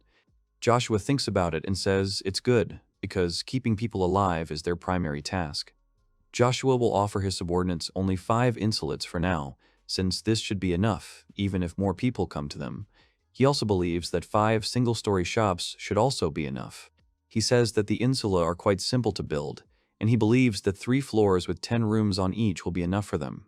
Thanks to such multi-story residential buildings, over 200 people will get a roof over their heads. In addition, the main character, with a smile on his face and with the best intentions, offers to build private houses designed by the brigade for people with families. Rumberg is touched by the fact that he is striving to reduce the number of homeless people as quickly as possible, and begins to cry. The butler says that Joshua is very kind, and his proposal touched him to the core. The guy explains this by saying that such an exit is very practical. He believes that they will be able to adapt the insula built in a shopping area for hotels. His subordinates happily follow his orders and shout that they will finish the construction within 10 days. Joshua says that they don't need to rush so much because they have an excellent foreman, and they can leave the leadership to him.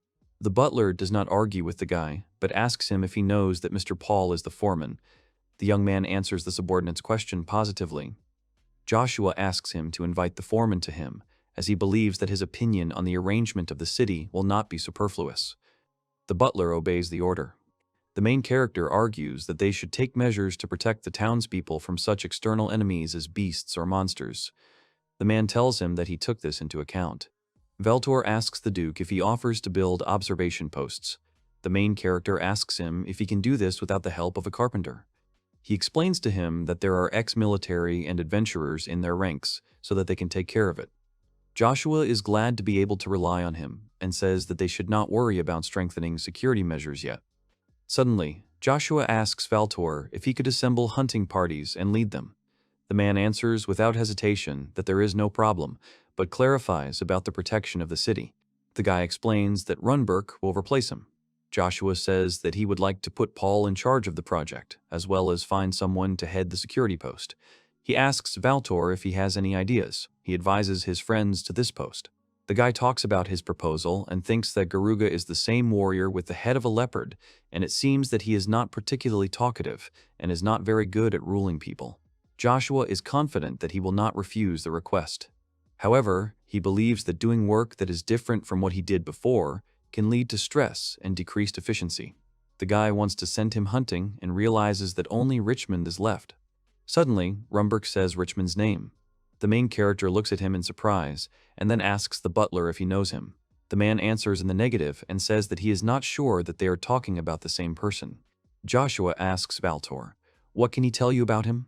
The man hesitates a little but says that he dresses very unusually. He also notes that he sounds like a middle-aged man. The main character is surprised and says that he even became somehow interested. He asks the man if he could invite him to my place tomorrow. Joshua thinks it would be good if it were the same Richmond, Runberg's acquaintance. Then he moves on to another topic of discussion and asks Ellie and Aruru how things are going with the fields and the town square.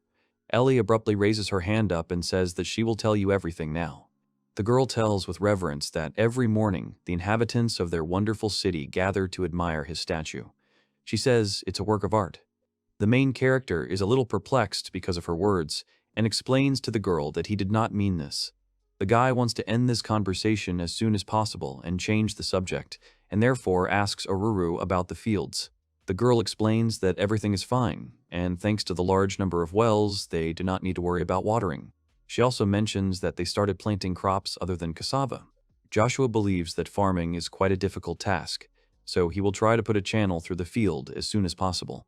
Ellie blushes a little and is surprised that he thought everything through in advance. The guy says that they should equip the city as soon as possible, and for this it is necessary to prepare the fields for agriculture faster, but he is afraid that if they plant crops in the fields, they may be destroyed when creating a canal. The girl with a serious face says that she understood him, and in this case they will protect the areas where the future water channels will run. The main character sincerely thanks her. The main character also believes that land ownership is developing rapidly, but in addition, it is also necessary to think about animal husbandry, so the guy calls Charlie. The girl responds immediately. He asks her if she heard what they were talking about. Joshua wants to entrust her with the control of food products. The guy asks her to team up with Valtor and find plants that they can grow in their fields. The main character instructs her to deal with all the issues of controlling the self-sufficiency of the city with food. The guy looks at her with a warm look. The girl exclaims enthusiastically, obeying the order. Joshua rejoices at her reaction, calling her a workaholic, but reminds himself that he should not forget about the lack of human resources in other areas. The guy says that this is not all, and he would like to entrust her with control over the production of basic necessities, according to the type of fabric and paper. The girl needs to find people. He advises her to consult with experts from other industries. The girl looks at him with admiration and enthusiastically shouts that she can't wait to do it. The guy is at a loss again and thinks that even he would droop while doing this. He asks her not to overdo it. The main character instructed Ellie to cooperate with Charlie and Aruru to accompany him while he is engaged in the creation of the battery. Sojiro asks the guy if he is going to create a rechargeable energy source. The main character answers his question positively and asks the penguin if it is possible to use the battery as a replacement for magic stones. He thinks about his words. Penguin advises using plastic to create a battery, but since it will be difficult to find, he's going to limit himself to glass. He's going to use lead and dilute sulfuric acid. He wants to make the wire out of copper and resin. The guy thinks about the fact that they will need lead and sulfuric acid. Sojiro asks Joshua if he can find it. The guy's eyebrows come down to the bridge of his nose. He thinks that they may have mined lead earlier. Joshua says that they have mined many different minerals and asks the penguin and Shoka to check them and tell if there is lead among them. It's a piece of cake for a penguin. However, Sojiro asks the main character about sulfuric acid. Joshua looks at his new friend a little in disbelief and repeats his words about acid. The main character says that he doesn't have a single idea how to create it. Penguin says that perhaps they can get it using sulfur and nitrogen, because sulfur can be obtained from sulfides. The guy repeats his words about nitrogen and says that they will need to look for nitrogen. Aruru looks at the two of them in surprise. Sojiro folds his arms over his chest and says wisely that sulfur and nitrogen are also minerals for making gunpowder. The main character responds by saying that so far they don't really need gunpowder. Sojiro goes on to say that potassium nitrate is a water-soluble substance, and it is also an important nutrient absorbed by plants from the soil. He suggests finding it everywhere in small quantities. The guy asks him if they should start searching from arid areas and says that as far as he understands, potassium nitrate gets into the soil through animal excrement. The penguin confirms his guess and says that they could use the old soldier's method of obtaining sulfur, but Sojiro thinks it will take a long time. The penguin told him to try to find saltpeter if possible. The young man agrees. He also wants to talk to Shoka and Penguin about two more things. They were ready to listen to what he had to say. The first thing he wants to talk about is rubber, which they have been searching for recently. Penguin agrees that this is an indispensable material. Sequoia looks at him with displeasure. The main character goes on to say that he wanted them to think about a way to create water treatment equipment. Sojiro agrees that this is an important task and will try to develop it as early as possible. Sequoia is unhappy. Suddenly, the girl who was listening to the penguin and the guy was silent before explodes with anger and cuts off the guy's gratitude with one hand, gagging him, and with the other hand closes the penguin's beak. Sequoia throws his head high up. Kitsune is very angry at the two friends and, with fury in her voice, urges the main character to stop keeping secrets with Sojiro. Both the penguin and the guy wince in pain. The girl is a little embarrassed by the fact that the guy's lips are red, but continues to frown. He apologizes and offers to tell her everything from the beginning, but in simpler words. The guy touches his lips with his hand. The main character turns to Aurora with a smile on his face and asks the girl if she can listen too. She looks down a little embarrassed and says that she is very stupid. Joshua disagrees with her and says that if they are going to create water treatment equipment, then he will need to explain the principle of operation to other people, so he would like her to listen to him too. She agrees with him. Pauline smiles back at her and begins to explain the principle of operation of the water treatment equipment. Joshua asks the girl to imagine the fish that swim in the lake, and then says that algae also grow there. Fish eat these algae and defecate into the water. Subsequently, these feces enter the water, decompose, and the algae absorb these feces, which makes them grow. Sequoia notes that this is a natural process. The guy agrees with her in part and says that this decomposition of feces does not happen by itself, and they decompose thanks to small creatures that feed on feces. The girl is surprised by this. Now the guy wants to talk about dirty water and intelligently explains to the girls that these little creatures feed on dirty water in the same way as feces, decomposing this dirt. Sequoia thoughtfully rubs her chin and says that she understands everything. However, suddenly a thought comes to her mind, and she asks the guy if these little creatures breathe in the same way as fish.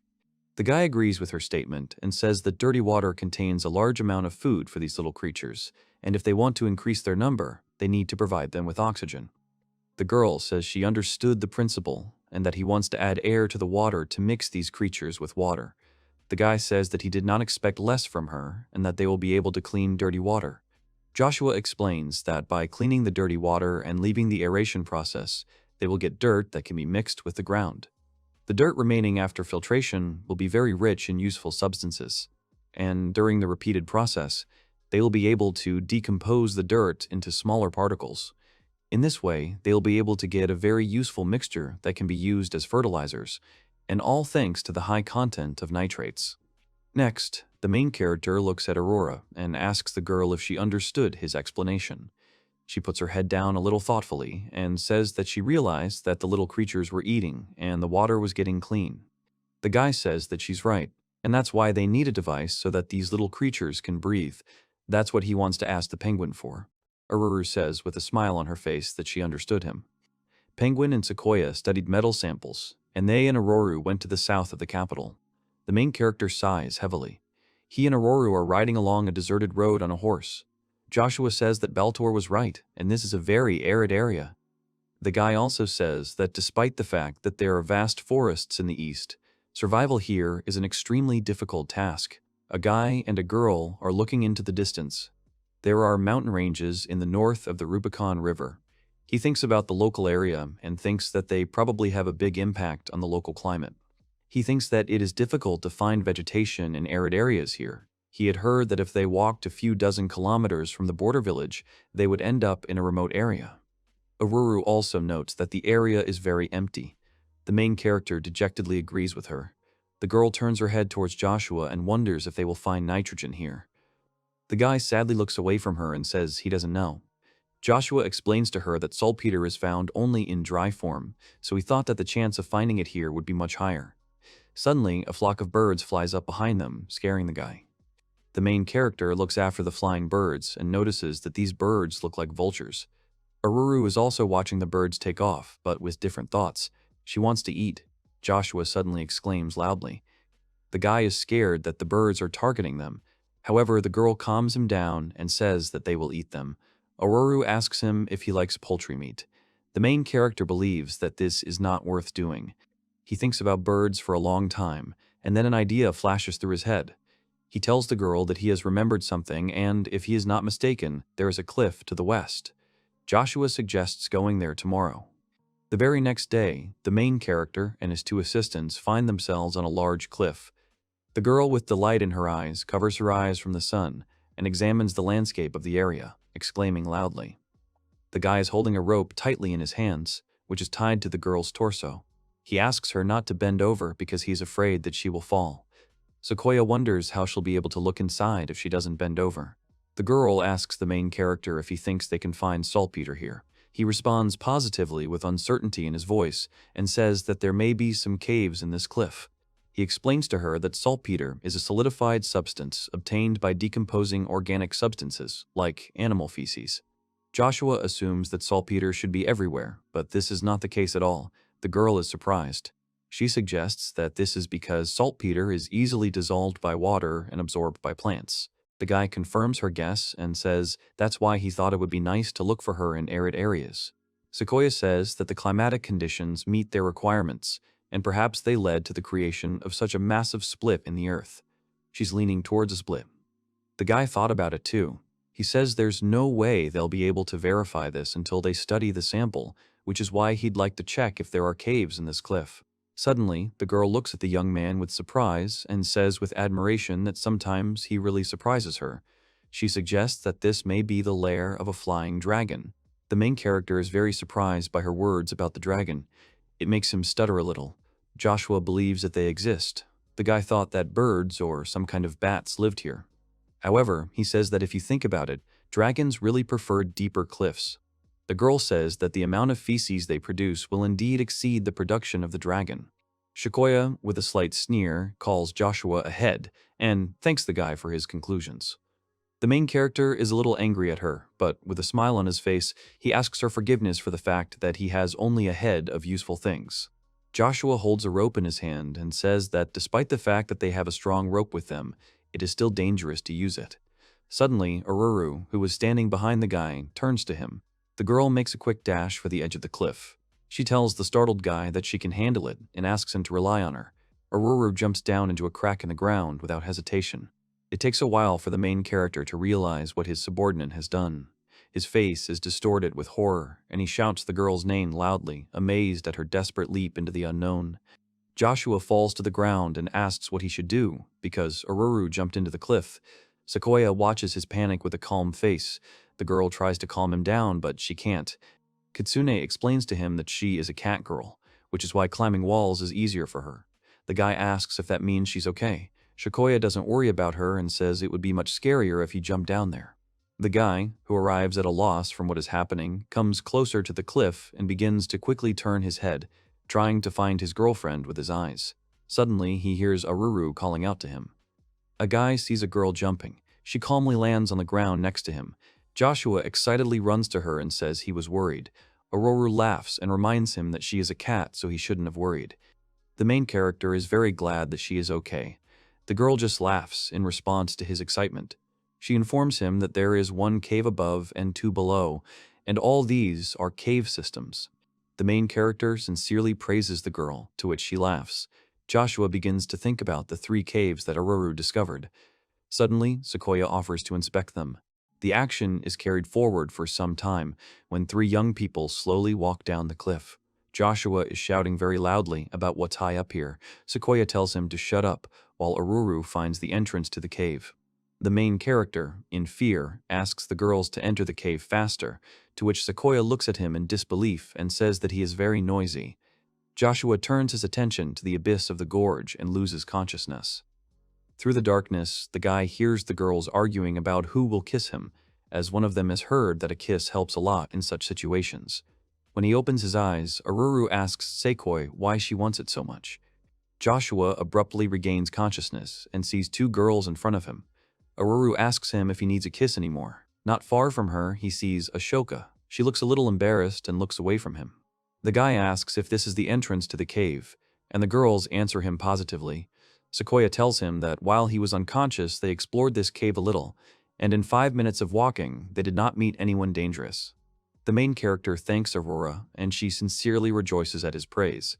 Sequoia happily throws his hand up and says that since Joshua has woken up, then you can go explore the cave. The guy agrees with her, but suddenly remembers something. Already in the depths of the cave, Sequoia wonders how he could have forgotten the lamp. The girl uses her magic to light the way for her friends. She looks maliciously at Joshua, who apologizes to her dejectedly. Joshua asks Aurora not to go far, as she may stumble. She reminds him that she is a cat, and darkness is her friend. Sequoia says that cats are cats, and she can explore even the deepest part of the cave. The guy says that the cat people are capable. However, Kitsune abruptly interrupts him and looks at him with a serious expression on his face. The girl tells the guy that this does not apply to other people, because Aruru is special. The main character and the two girls next to him continue to make their way through the pitch darkness of the cave. The only thing that lights their way is the flame of Shikoi, who walks next to Joshua. The guy exclaims in surprise and talks about how deep this cave is. The main character believes that they are lucky that so far they have not come across any forks. Water drips monotonously from the stalactite. Suddenly, the main character's foot slips off, and he falls to the floor of the cave with a crash. The girls immediately turn to their friend. Suddenly, they see a small space in front of them. The guy turns his head from side to side in amazement and exclaims loudly. Aruru notices the danger ahead and remains alert. Suddenly, the girl turns to Joshua and pulls out a dagger. The cat girl shouts to her friends to duck and throws the blade forward with a lightning movement. The guy looks at her in disbelief. Joshua turns his gaze to what his subordinate's attack was aimed at and exclaims in surprise. Sequoia also looks at the unidentified object in surprise. They are surprised to find a lookout ahead. Joshua says they are monsters that look like eyes. They hide from their prey in the dark and attack sharply. Sequoia happily says that these are very tasty monsters. The girl asks if she is going to eat, but then quickly pushes Joshua away. As it turned out, the girl saved the main character from another attack by another looker. This time, Sequoia realizes without slowing down what to do and uses her magic to kill the monster. The main character watches in surprise as his remains fall to the ground and wonders aloud that he shot a laser out of his eye. Joshua is amazed that this world is full of surprises. After a while, the friends finally discover a fork in the road. The main character turns to the girls and asks them where they want to go. Suddenly, he finds bats in front of him and exclaims loudly in fear. With a trembling hand, he points to the inhabitants of the cave and, stammering, says that they have found where they can get excrement. Joshua is very afraid of mice and suggests that he quickly collect everything he can and get out of here as soon as possible. It was very difficult for the guys, but in the end, they found a good place. The guy believes that their expedition was successful. Upon returning home, they are greeted by a joyful Ellie and Charlie. The main character is relieved to say that they are at home. Ellie says that they will start cooking dinner now, so she suggests that Joshua rest properly. The girl urges Aurora to go with her. The main character is a little embarrassed to ask the assistant for forgiveness and asks her to prepare the bathroom for them first. According to Joshua, Shokoi, and Aurora, it is clear that they did their best, since all three are very dirty. The girl does not resist. With a smile on her face, Charlie expresses her desire to help her new friend. She refuses, but the Count's daughter insists and asks her permission to thank her for teaching her so many things. Ellie gives up. Aurora and Ellie are drying themselves with towels as they leave the bathroom. Kitsune exclaims joyfully about how good she feels. The guy sees the girls and says it's his turn now. He notices Ellie and asks her to come to him after finishing her business. At first, the girl looks at the main character in surprise, amazed at this proposal, but then she agrees. There is a slight blush on her cheeks. All the guys are enjoying a relaxing time.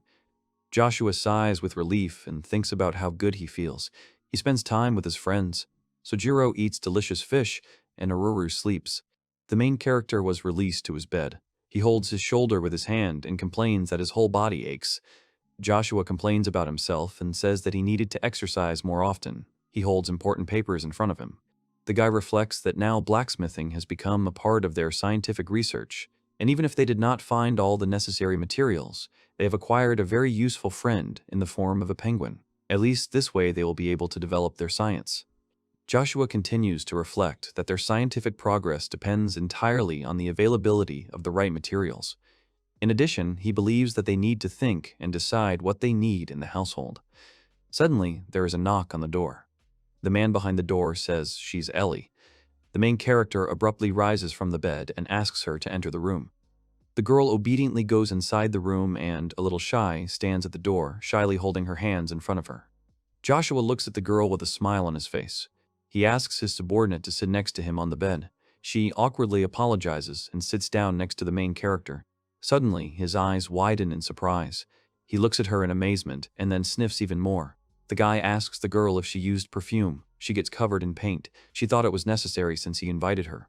The main character coughs his throat a little and smiles into his fist. The girl does not understand his behavior and asks for clarification. Joshua explains to her that he could tell by the smell of sesame oil. She still doesn't understand what he's talking about. He tells her that perfumes and luxury food are not necessities but are very important to create a sense of rich life. The guy tells her that when he thinks about how much he still has to do, his head hurts. Ellie says that she is sure that he will definitely succeed. Joshua agrees with her and says that he will have to take small steps towards this. Providing people only with housing and food, he will not be able to achieve comfort for them. Unexpectedly for the girl, the guy tilts his head in her direction and with a smile on his face tells her that he realized this only because of her. The main character thanks Ellie, which makes her blush again. She shyly looks away and says that she is unworthy of his gratitude. The guy looks at it in surprise and notices that she is much more nervous than usual. He understands that it's awkward for her to come to the guy's room at such a late hour. Joshua explains to Ellie that he called her because he wanted to ask her something. She confusedly says that she will answer all his questions. The guy, since she spent today with Charlie, asks her to tell her about her new responsibilities. Ellie tells him that she's been writing down everything she says all day. The guy is surprised by this and asks his subordinate if they had a rest at all. The girl answers him in the negative, saying that they worked without breaks and even during lunch they were not distracted by cooking but had a snack on the go. The main character is a little perplexed by this. Joshua apologizes to her as she had a hard time today, but nevertheless she still came to his room at such an hour. The girl abruptly jumps up from her seat and says that she is ready to come to him at any time. He puts his hand on her head. The main character gently strokes her hair and asks the girl not to overwork. He thinks that sometimes it's better to have a good rest. Ellie's face is covered with blush and her eyes acquire a joyful shine. The girl closes her eyes from the very strong embarrassment caused by Joshua's actions and agrees with him. The main character happily says that he expects her help tomorrow. Joshua argues that now they need to redistribute the responsibilities of the others. The girl suggests tomorrow, during a meeting with Paul and the others, to listen to their opinion on this issue and decide later. Joshua agrees with her and says that she is right. Ellie blushes a little again. He thanks her once again for coming to him at such an hour and asks her to return to her room and have a good rest. She exclaims in disbelief. A new day is coming, and the rays of the sun are making their way through the crowns of the trees. Charlie brings Joshua milk again. Last night, Ellie just returned to her room, and the guy fell asleep from the accumulated fatigue of the day. Charlie asks the main character if there will be more people at the meeting today. He answers the girl's question positively, and with a smile on his face says that he is very much waiting for this. After a while, the meeting finally begins, and Richmond appears in front of Joshua and his friends. The man bows respectfully and says that it is an honor for him to talk to him. The other man next to him introduces himself as Paul. The main character thinks about himself that Paul is an ordinary man, but Richmond wears a mask and a black top hat. Now the guy understands what Valtor was talking about. He's a very unusual person. The main character also shows due respect to the new guests and says that he is also very happy to meet them. The Earl is looking at Paul and Richmond very carefully. Suddenly, the guy asks the butler if this is the Richmond he knows. Runberg undoubtedly confirms his guesses and says that he met with him earlier.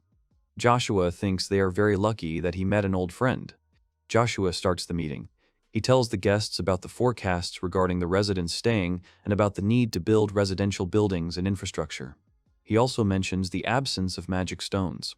Joshua asks Charlie if the girl has analyzed the residents. She responds positively and says that about 60% of all residents are farmers and traders, 20%. The remaining 20% are artisans. The Count is glad that Charlie was able to understand what he meant in a half-word. The guy asks Rumberg how many people live on their lands. He replies that there are about 1,000 people and rejoices at the huge number of people who respect his master. The guy says that their current plan provides for the creation of housing for 3,000 people. He asks Paul if he can tell him how many people are involved in building houses. He explains that about 100 people are employed in the construction of houses. He also says that in parallel they are trying to build barns to improve the quality of life. Joshua wants to make him the main one in carrying out this plan. Paul is discouraged by this. The young count looks at his subordinate with a smile on his face and says that if he does not have enough wood, then he can build houses out of bricks. The main character asks Paul if he can handle it. The man is very surprised by the responsibilities assigned to him and, stuttering a little with excitement, answers the count's question positively. Paul bows and thanks him. The guy says he's counting on him, and then in short, it's mining resources for a Rumberg. He asks him to assemble a detachment of 50 people, keep in touch with the construction team, and go to extract the necessary material for them. The main character asks Richmond if he can assign him to monitor the security of their city. The man apologizes to him and says that he does not have the right qualities for this job. However, Joshua recalls Valtor's words that he is quite capable. He also makes it clear to the man that he does not mind if he consults with Valtor and Rumberg. After all, this is a very difficult job for one person. However, Richmond still considers it a bad idea and says that his offer is a great honor for him, but at the same time, this job requires a responsible approach. The guy tries to persuade him again, but the man says that he really wants to see the rise of this city and them in particular, and that is why he believes that he is not suitable for this position. Joshua privately assumes that something happened in the past that undermined his self-confidence. Joshua says that many people who have arrived here have discarded their past. Someone came here to start a new life. There are even adventurers in the city. Merchants and workers abandoned their jobs, and some came to these lands because they were expelled. The man is silent for a long time. The guy says that for someone, what they left behind or what precious memories were taken away from them, and for someone, a despised thing. The young man gets up from his seat. Joshua says that Oracle is the city of the future. This is a city whose residents strive for a bright tomorrow, and, having arrived here, people stop clinging to the past and think only about the future. The main character tells the man that he does not know what kind of person he was in the past, but the guy also notices that it does not matter. Richmond looks at him in amazement. The guy asks Richmond, who is sitting in front of him, if he can help them. The man repeats the words of the main character and gives up under his pressure. He reaches for the mask and is about to take it off, but the guy stops him. The main character tells the man that he doesn't have to take off his mask if he doesn't want to. Joshua is sure that he wears it for a reason and assumes that it is very important to him, so he does not mind if he remains a masked knight. Richmond smiles. He says that people weren't lying when they said he was very kind, and he doesn't have enough words to express how grateful he is to him. Rumberg looks at this with approval. The man takes his hat off his head and bows to Joshua in a gesture of gratitude. Richmond swears that as long as his body is able to move, he will follow all his instructions and will gladly take over the post of head of security. The main character responds to his new subordinate with a smile on his face. Joshua is immensely pleased that they have become one step closer to creating a prosperous city and exclaims joyfully, "A new day is coming, and many residents of the town that Joshua created go out to numerous fields to harvest crops and carry out rural work." The guy says that the land is cultivated here, and it is a beautiful field. Thomas says, with a smile on his face, that the harvest has not yet grown enough to be harvested, but they have no problems with food, since they have a lot of cassava, both for cultivating fields and clearing land for building houses. The main character says that this is good and asks the worker if they will have problems with harvesting. Tomas explains to Joshua that they're starting to grow other crops. The man says that they hope that they will be able to harvest in the fall. The guy is looking forward to it. Shirley, who is standing next to him, turns her head in his direction and urges him to come here next time. The weather is a little cloudy outside, but this does not prevent the cows from walking in a pen built of planks. There is a sheep pen next to the cow pen. 3 people are watching the animals and controlling them. The girl says that they have several cows, sheep, and goats. She also tells the main character that the Somon birds are still sitting in their houses, but they plan to build a birdhouse and a hacienda for them. The main character asks his assistant if there is anyone who looks after the farm. She responds positively, but says that it is not permanent, but in shifts. Joshua smiles happily. He thanks the girl and says that the farm turned out to be better than he expected before. She refuses and is a little embarrassed by his words. She says that she has just arrived, and all this was done by the guys from the City of Oracles. The action is transferred to the duchy from which the main character was expelled. Suddenly, the Holy Virgin wrinkles her forehead and says in disbelief that she did not think such a thing was possible. Suddenly, a young man bursts into the room and addresses her. The girl turns her head slightly in his direction and asks the man if he has filled out the questionnaire, and also tells him to put it on the altar. However, he did not come for this and hurries to tell her that the matter is very urgent. The girl, in disbelief, asks the young man who broke into her how she can help. The man shouts that Count Seyfried has declared his independence and that he is a nobleman with lands in the northwest of the duchy, and as he understands, he has close ties with the empire in the north of the duchy. The girl interrupts his speech. He asks the Holy Virgin what she will do with the count, and wonders if she is going to gather the commander of the military leaders of the order for a meeting. The girl sighs heavily and asks if this is necessary. The man says they will gather as much information as possible and will be able to help her deal with it. The Holy Virgin stands in front of the statue and says that God did not tell them anything, so there is no need to do anything. The man asks the oracle this, to which the girl responds positively and says that God told her something else. Suddenly, the Holy Virgin becomes serious and shouts that he must urgently prepare medicine. A small, cozy town surrounded by stone walls is located in the middle of a small forest. The main character has been in Cumberland for several months now. Joshua is engaged in the city and its development. He resumed battery production and brought the materials to perfection. All he had to do was figure out how to generate energy, and he would need some power to do that. The main character backs away in fear when a large monster jumps out at him from behind the bushes. Joshua is very afraid of the animal in front of him and exclaims loudly because of this. However, the monster turns out to be absolutely friendly. Sequoia approaches the drinking animal and says that they have a contract and she will help Joshua for the syrup. Cumberland syrup, maple tree juice found on a walk with Arl. The main character looks at this picture a little in disbelief. The monster next to him is waving its tail in a friendly manner, like a dog. The guy asks when they can come to the forge tomorrow. Out of curiosity, Joshua touches his fur. The penguin standing next to him opens his eyes and his beak in surprise. The countryman of the main character watches the monster in amazement. There is admiration in his eyes. Sojiro enthusiastically says that this is very interesting and rushes to touch the monster with his paw, but Layla holds him in place.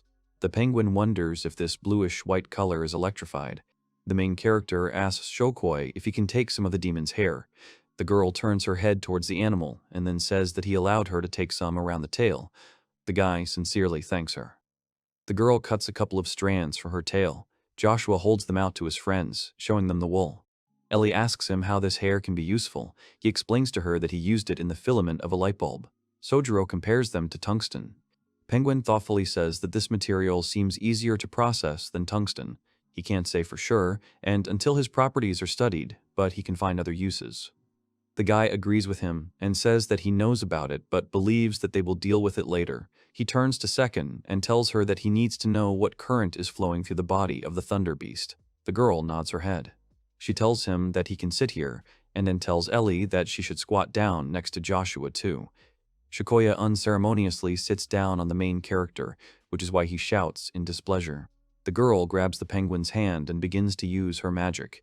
Sequoia says that touching is the simplest, and visual exchange is very difficult. She tries her best, and then opens her eyes and looks ahead. After her magic, both the main character and Sojiro, when they look at the monster in front of them, see inexplicable streams, similar to the light. Kitsune asks them if they see it. The guy guesses that this light is mana. The guy thinks that this is mana, and if you look at magic as an academic discipline, then seeing mana is probably elementary, but it's new to him. Joshua continues to watch the monster. He notices a small light on the tips of his fur. The main character thinks to himself that the pale, shining charge also beats in time with his breathing. He notices that the ankles are not charged and assumes that this is because they are relaxed. He also understands that the movement of mana is not focused on the back that is charged. This becomes a very difficult mystery for him, and he continues to stare intently at the monster.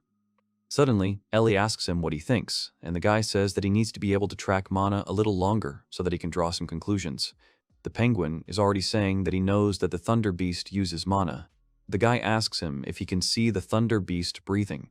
He says that he sees the movement of his breathing. Ellie interrupts him and says that this is not it, and he is breathing mana. The girl briefly tries to explain to them that the air is full of mana, and they take it out of the air to support life. The main character thinks about her words, and this becomes an occasion for his reflections. Suddenly, Joshua raises his head up and says in concentration that it would be great if he could see mana in the air. The main character takes a deep breath and closes his eyes. He thinks intently about something and then opens them. His eyes widen in surprise, and his mouth opens wide as he looks up. The main character sees small spherical sparks in front of him. The main character exclaims in surprise that he sees mana. Ellie advises him to keep an eye on how the mana moves now.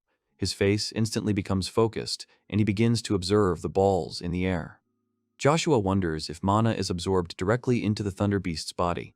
He sees how the monster inhales small balls, and realizes that the largest amount of mana is absorbed through the mouth. The main character realizes that the absorbed mana is spreading throughout the body, and sees how it is distributed inside the thunder monster. Suddenly, he turns his attention to the wool and sees a sparkle coming out of one of the hairs. Suddenly, for everyone, both Joshua and Sojiro cry out loudly, amazed at what they have just seen. Both the guy and the penguin have genuine delight in their eyes. The latter says how interesting it is. Joshua suggests that the thunder beast's hair acts as a catalyst and converts mana into electricity. The penguin agrees with him and says that the closest such mechanism he knows is bioluminescence. Sequoia watches them in surprise. The guy asks him what it is. The penguin explains that bioluminescence is a luciferase reaction, but he believes that the electrification of the beast is also a mana reaction. Sequoia rubs his head up and says that magic doesn't just happen when you think about it. The guy looks at her in disbelief. The girl says that she has explained this before and recalls the principality of Rudel. Kitsune explains that there is a logic behind this, similar to the chemical formula in his brain or the imprint on his body. It depends on each of them. He must accumulate mana and transform it. The countryman of the main character reflects on this, and eventually compares life in this world with computer circuits that construct and activate magic. After all, he assumes that the beast's thunder technique is in its fur. Sequoia confirms his words and says that magic is flowing right through him. The girl wonders if he sees her. The guy says that the hairs are used to convert mana into electricity. He assumes that he needs to see a single hair. The girl says that it works in the opposite direction. Joshua is surprised by this. Suddenly, the girl picks up a stick and asks to be allowed to draw a formula for them. The main character thinks to himself that magic is really amazing, and he really can't understand it. Then, after some time, trial and error, the battery was ready. Penguin and Joshua look with admiration at the battery, which they have assembled with their own hands. Sequoia calls them over and asks them to look at something. Penguin says it's still in the prototype stage. The girl asks why they don't run it.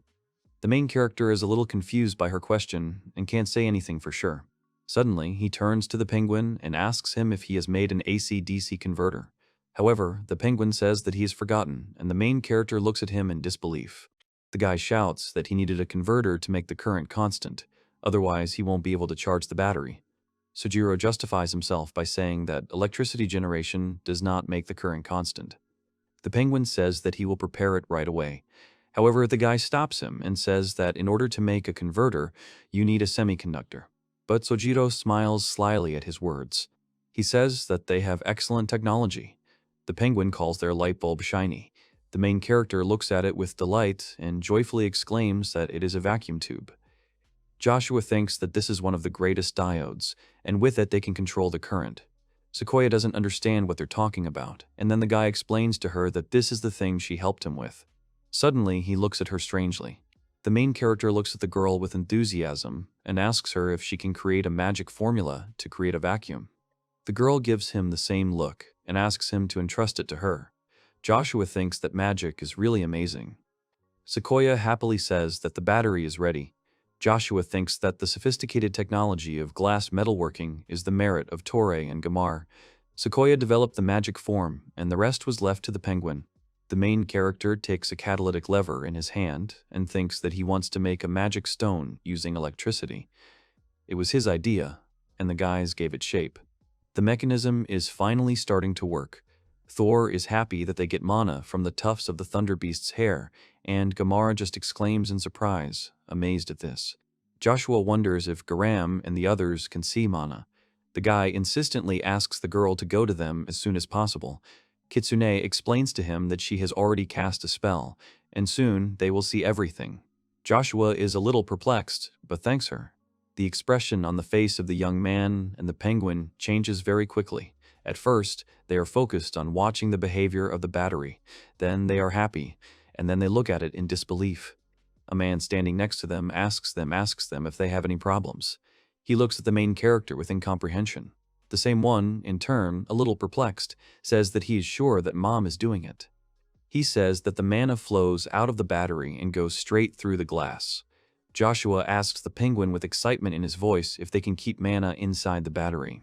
Sequoia thoughtfully makes the assumption that they can lock her up. The guy asks the girl if she's talking about sealing him with some kind of magic so that the mana doesn't leak out. The girl turns away from him and goes in the opposite direction, saying that there are several ways to do this, but she is not sure if she can do it manually. The main character looks at her in disbelief. He sees her rummaging through her personal vault. In the end, the girl finds a spool of thread in her trunk. She says that these are arachne threads, and they have a mono-blocking ability. The main character suggests wrapping it around him or making a cloth out of it. The girl gets angry and says that she is too lazy to do this, so she will just do something with her magic. Sequoia is reciting some kind of spell. After applying the girl's magic on the threads, some of them begin to braid the battery with rapid movements. The main character watches from the side as their device can no longer be seen due to the huge number of threads. Eventually, instead of a battery, a large lump of arachne strands forms. The girl says it's getting harder to extract mana, and the penguin notices that it accumulates inside the battery. He suggests placing several bodies for the test. They shove a large magic stone inside, which has used up all the magic contained in it, and now it has become just a stone, collected metal and stones found on the riverbank. Today, they will leave the electricity on and see what happens the next day. The main character stands in front of a lot of his subordinates and broadcasts from the podium. The guy says he can't help but thank them for all the hard work they do day in and day out. Joshua says they have finally reached the point where they can build a bridge, and it will be a difficult path to the goal. However, he clenches his hand into a fist and says that he believes that they can easily climb the highest mountain and will be able to do it. They have made preparations for this, and now they just have to see how it is completed.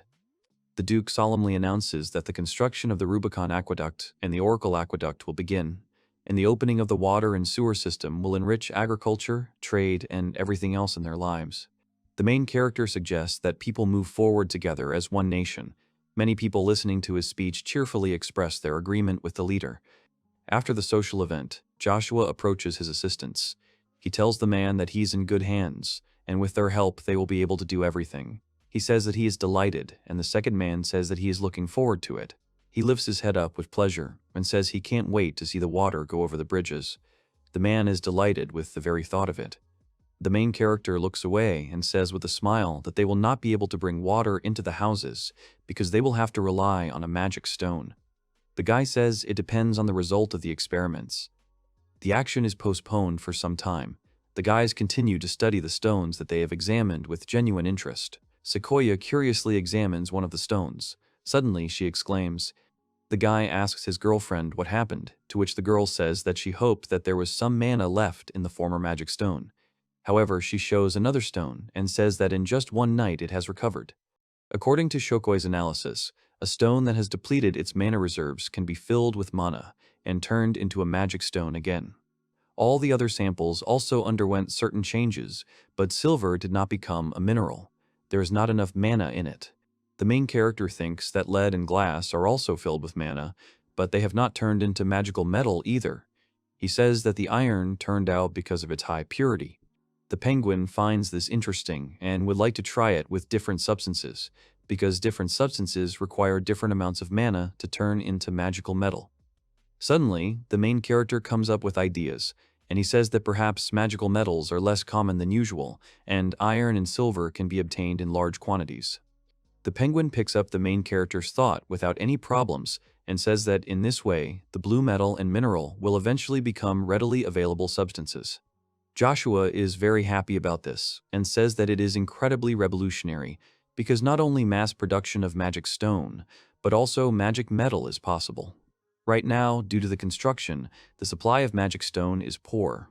The main character is very happy about this discovery and understands that from now on, the city of Oracle will grow by leaps and bounds. He enjoys the thought of a pillow and remembers that his goal is to last the next 3 years. The narrative is transported back in time. The lands of the people divided into territories once for a short time.